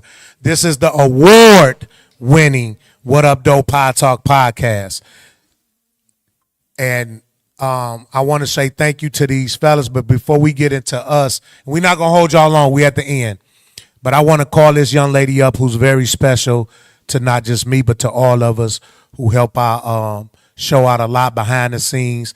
She don't get a lot of credit. She always had behind the scenes for everything. She also received the award Friday with myself and along with the other 2 people that was up here. But I want to ask her to come join us and let her say a few words because and I want right now, if you're watching, I want y'all to send some prayers up, some hearts up, and everybody in here because she just lost her mother, and she still came out. She still helped. So Kelly Sang, can you please join us right now? Everybody, come on, give it up for her, man. She needs a little more love. Thank you. This young lady is amazing. I'm going to give shout out to Tez, give Miss Flowers. We met her through him. He didn't know what type of jewel she was because she's been great to What Up Doe podcast. A lot of our guests, if y'all don't know, she reaches out to me all the time and say, hey, I got this person I want to have on the show. And as y'all see, we got the top sheriff in the building, top judge, top psychiatrist, doctors. Like, a lot of them come through her. And she believed in our show. She told us she loved our show. We always wanted to get her on there, but she was nervous. Even tonight, it was just a minute, 60 seconds ago before she agreed to say she'd come sit up here with us. But I want to give her the mic and give her this moment. And I still, please put them prayers out for her to be out and just losing her mother. It mean a lot. So Miss Kelly, we love you. Yeah, give her that mic, Dirty Descartes. So thank you for being here and thank you for all you do to elevate What Up Doe Podtalk podcast. We love you. I love you guys too. Thank you so much for just allowing me to. I do PR work, so that's why I try to get a lot of my guests on different podcast shows. But I just fell in love with the What Up Doe podcast. All of these gentlemen have different personalities, but when they come together, they just gel well. And so please keep my family in prayer because I did lose my mother on Tuesday. 6 months ago, I lost my brother. Naziah Harris is my niece, which is my brother who died. That was his daughter. My son got locked up in September. He was in a car accident and lost control of the car and crashed, and they died. The other person died on the scene. So life has been lifing for me. And so, but in regards to mental health, first of all, without Christ, Amen. Amen. without God, I would not be here right now. I could have lost my mind a long time ago, and I just thank God for just giving me the strength. And this, people always say, "Oh, you're so strong," and like Dr. Michelle said, it's not about being strong. It's about learning to cope with the situations that I'm being dealt with. But it's also to know, you should also know your history. I've been adopted. My mom that just passed is really my aunt, which was my mother's sister. But my biological mom, she died before I lost both of my parents before I was 3 years old. Wow. And my mom died because she lost her mother and she committed suicide. And she was suffering with depression. So sometimes I can go there. You got to know your triggers, right? And so sometimes I can go to that element in regards to being depressed and, not wanting to be here or anything like that. And so since I know my history, my family history, I kind of, just I know what triggers me, and then I know what I need to do internally to get past those moments. So, but like I said, my main source and my main strength is Christ, and without Him, I would not be here on today. I was married 10 years, divorced 16 years now. That's why my name is Kelly Napper, government, but Kelly Sane is my main name or whatever. So, but I just really thank God for going through those situations because it has taught me a lot. And so I do have a testimony outside of what I just told you. I do have a testimony, and I know that God is going to allow me to share my testimony with so many people and uplift them and encourage them and let you know that you can make it. You can get through any situation. I have a master's degree in leadership. And so, and I love networking with people. I love helping people. I love supporting people and put them on different platforms. I thank God that I was just honored with the Presidential Volunteer Service Award for my work I do in the community. Yeah. And so, again, without Christ, I wouldn't be here today. And thank you for this opportunity. No, y'all give it up for her again. Give man. it up for her. Send them prayers. We definitely love you, appreciate you. I'm glad you finally decided to sit with us, but we definitely want to invite you back on the show to give you your one-on-one time with the What Up Doe Podtalk podcast so more people can learn about you and share your story and everything that you do, because other people need your services. And anybody who looking for a PR, we would definitely back you up and refer you. We co-sign That's for sure. We ask everybody, if you looking for a PR, this the best one to get. She works for each and every person she have. And she don't play about it. She's passionate about it. And I always used to be like, you want to come on there with them? She say, no, this is not about me. I got them here for y'all. So I love that about you. You always being caring, respectful. We praying for you. We love you. And that award, you really deserved it. So thank you for being here. So I want to give the fellas a chance. Again, I thank everybody for spending this long day with us. We definitely tired. Super producer. If y'all looking for a studio reflection of our future, he's an engineer. He does a lot. But I'm gonna let everybody say a little bit about themselves. So if y'all need their services for what they do, please reach out, support us. We have to stick together, help our people first. For those who've been asking me, yes, this is my place of business. Everybody always asks me why I don't never say nothing, because I was a person. I'm an entrepreneur. I was in the bar business. What I've learned, I want people to like me for me. I don't want you to like me for what I have and what I can give to you. I want to see if you love and like me for me first, and then I will share with you with all I got and all the connections. So that's why I don't like telling people stuff, because if you like the place, it's black owned, whether I own it or not, you should support it. Not because you know me, because it's black owned. I'm trying to pass that to people. It's black owned, support it. So this is our super producer Rico. I'm gonna pass the mic to him so he can tell you his businesses. Y'all can reach out to him because, and thank you, brother. I love you for always tolerating us, man. You mean a lot to us. No matter what you think, we get on your nerves. You go overboard. We don't pay you enough. We do not, and I know it. And you tolerate us, so we love you, brother. Love y'all brothers too. I ain't got much to say. I'm always behind the camera, as you know. My name is Enrico Andre. Say it again. How we doing? What's that? Your radio voice. It's the vibe session with Enrico Andre. Yes, sir. But I got the studio, Reflections of Our Future Multimedia. I do some everything. I started off doing music first a long time. So I was like in a rap group back in the days. I made beats and different songs behind a lot of artists. But then I started, from the music stuff, we started to do a podcast with Kid the Producer, but they just kept recording and nothing was coming out of it. So I just like started buying equipment and just had a love for it, and it just took off. So I continue with that. I'm also a part owner in a radio station now out of New Jersey, so I just linked up with them. I'm also on another radio station now with iHeartRadio and stuff like that, with a couple of shows. I DJ, so I do some everything. I ain't gonna sit up here and talk too long, but since we here for as far as mental awareness or whatever, that's something that I can really relate to on all different levels, especially it's a lot that I've been through, so we're going to say that for a whole nother show. But one thing about myself and working with y'all guys and everybody else I do podcasts with, as my brother out there know, Never Blind Again podcast, he know we've been through a lot. We went through a whole bunch of stuff, and I did 12 years in prison. I was in and out to juvenile centers and stuff since like 86.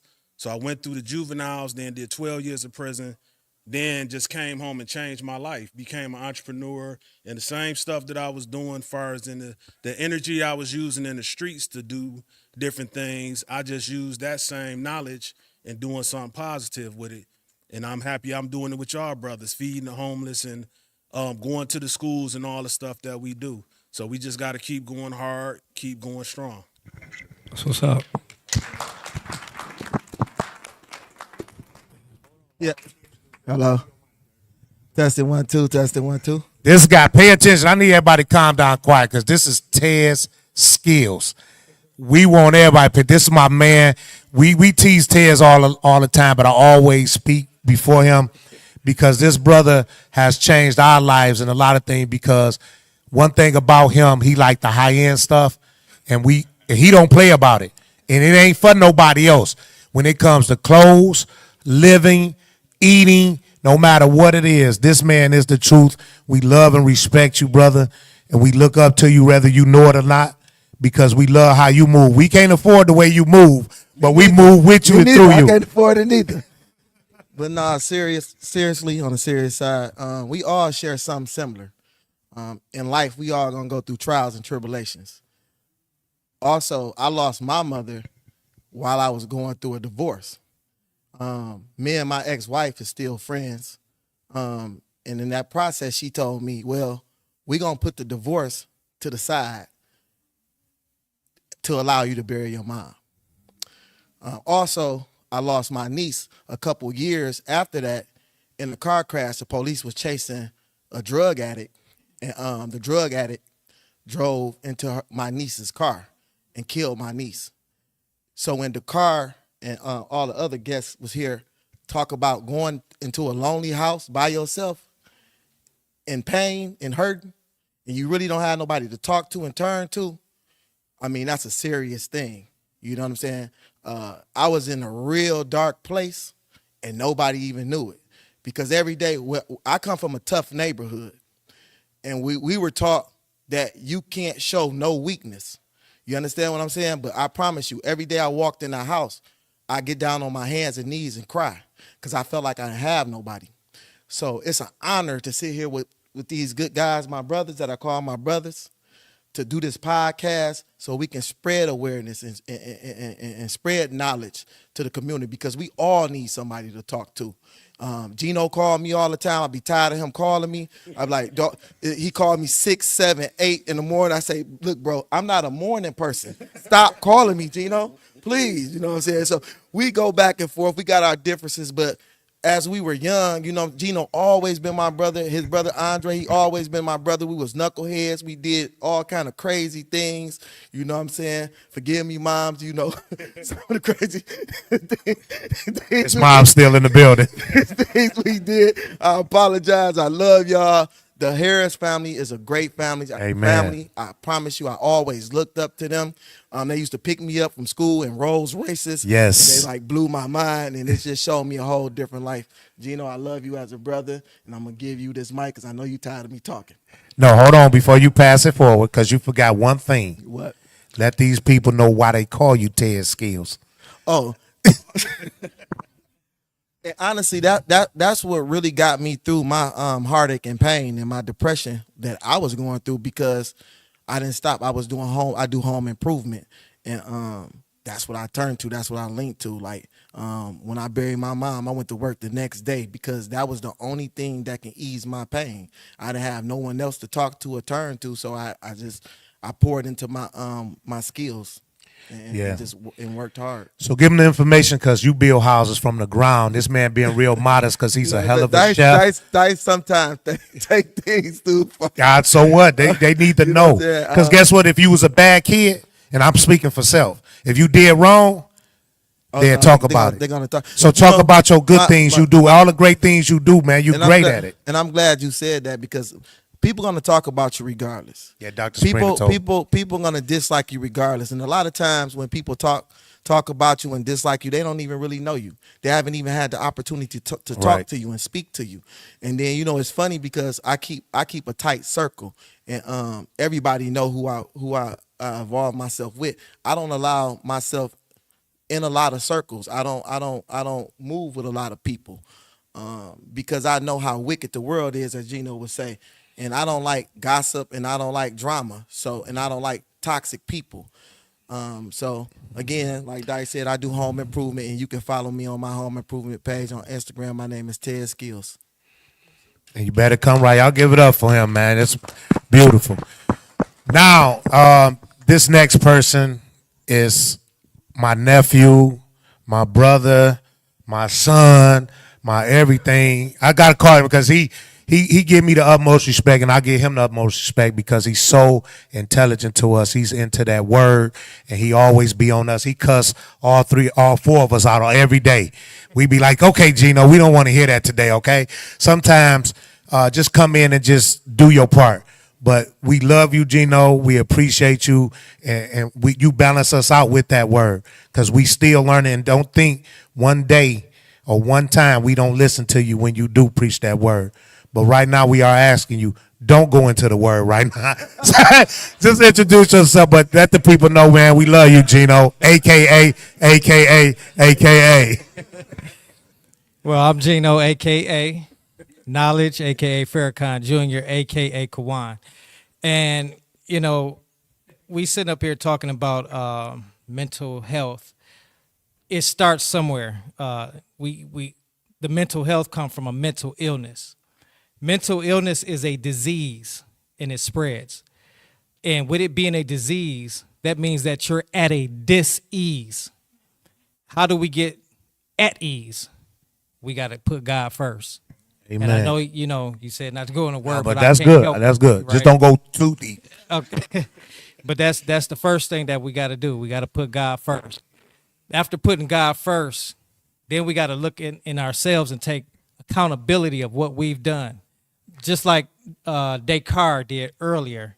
He said, I took accountability. I had to look at myself and see what I had to do to correct this myself, because you got to meet God. He's waiting on you. Then he'll take care of the rest. That's what you got to do first. But then once you get there, you got to keep that faith there. You got to stay consistent. And I know they said that I keep them balanced. Shoot, that's a lot of energy. That's a lot of energy. So, you know, sometimes y'all get that back to me. All right? Yes. But, you know, that's the only thing that I wanted to say is we have to make sure we get out of this dis-ease and get at ease. Amen. Y'all give it up for Gino. Keep watching us. Listen, tonight, this night here, we gonna say the best for last. And he been up here itching and twitching. He mad this many people talk that long. I guarantee you. But listen, this brother here, man, this been my brother since we was kids. I love. I'm gonna give him the good mic, please. He'll have a heart attack if that mic go out. I'm gonna let him get this one, but I want to introduce him too, man, because he got to do his. We changed the name. It used to be called Dirty Talk, but he's no longer dirty. So we got the Dakar editorial until we get a great name, because this man, at the end of our show, he get the last 5 minutes. In the last 3 weeks, this brother has impressed us so much and tremendously, and we want to give him this opportunity, because I want y'all to make a lot of noise and give it up for him. And this is the reason why we doing this today, because he asked, and he was a guest of ours one day and became a co-host with us. So please, everybody make some noise. Clap it up for Dakar McDonald, man.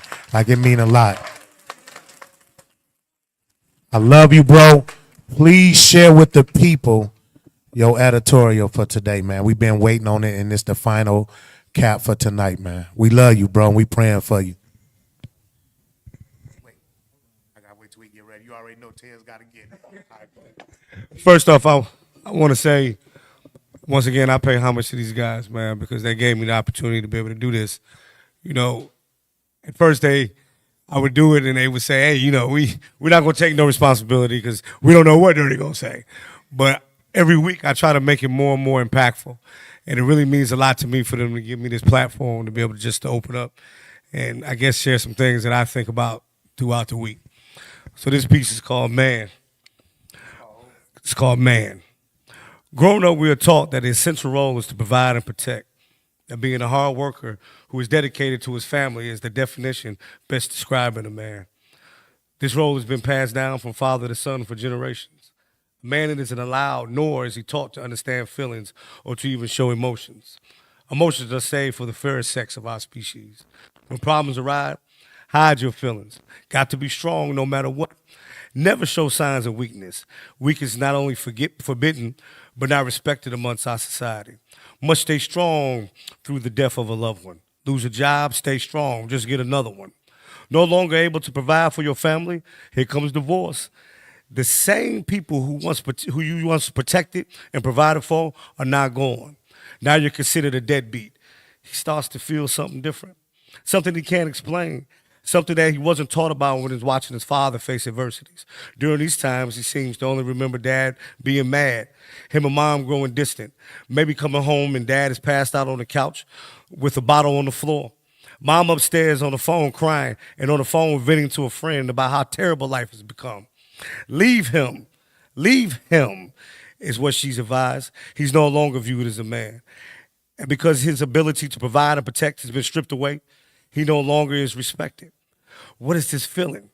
He struggles to get out of bed every day. His heart that was only meant to pump blood to vital organs is now hurting. No one to talk to. Got to be strong, remember? Maybe reach out to a friend. Problem with that is that his friend has been raised the same way. So the phone call is short. Keep that undocumented feeling away from me. And because the feeling is foreign to him, his call's not going unanswered. He lays in bed and his shirt becomes wet. What the hell is this? He didn't spill nothing.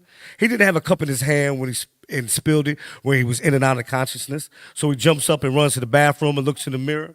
The condensation which was drenched his shirt is now running down his face. Tears now replace anger. Sadness now replaces rage. And because he's alone and no one else to reach out to, depression seeps in. He cries out for help, but his help goes unanswered. Kids no longer call. Friends are now distant. He's a shell of his old self. In some cases, the wife he once loved, provided for, has now moved on. She was told about an excellent therapist. Her issues have been worked through. Through therapy, she has learned so much about herself. His depression worsens. His character seems to change. He starts surrounding himself with other people who are extremely damaged. And just to feel something. Problem with that, these now so-called new friends cope with pain by drinking and doing drugs. That false sense of euphoria is so fleeting. But for a while, it does something. It lasts. He feels better for a moment.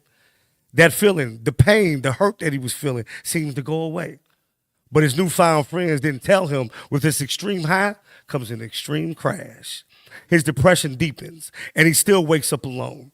The problems haven't gone away. They've only gotten worse. And since he has no one to turn to and no one to reach out to, no friends, no family, no money to even maintain that brief sense of euphoria, he's truly lost it all. He can't see past right now. The spiral is out of control. He wakes up one day in so much pain that his mind is telling him he got to get out. One way to stop this pain, one way to keep the demons away, and it won't cost him nothing. He sits alone and reflects on his life. He can't see a reason to keep going anymore. He closes his eyes for the last time. Bang.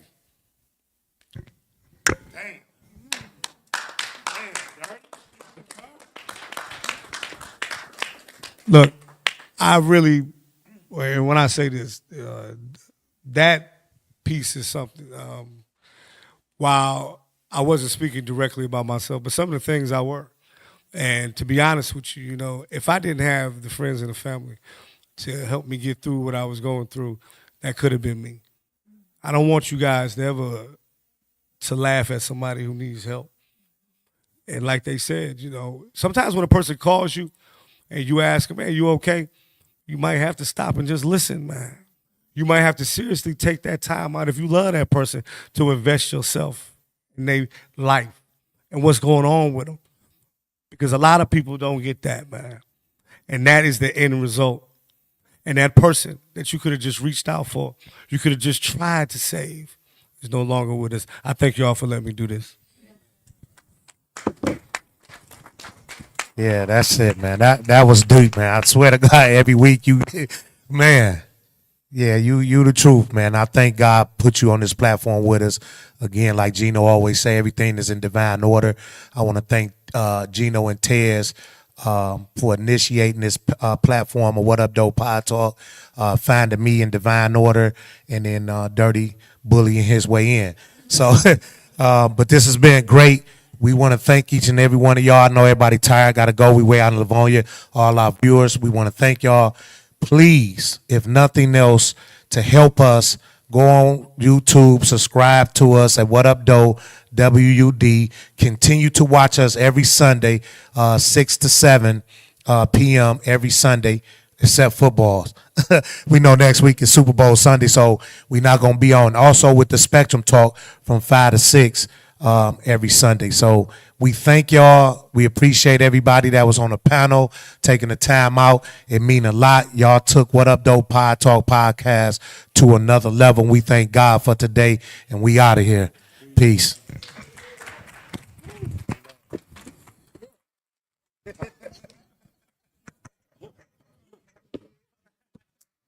Thank you.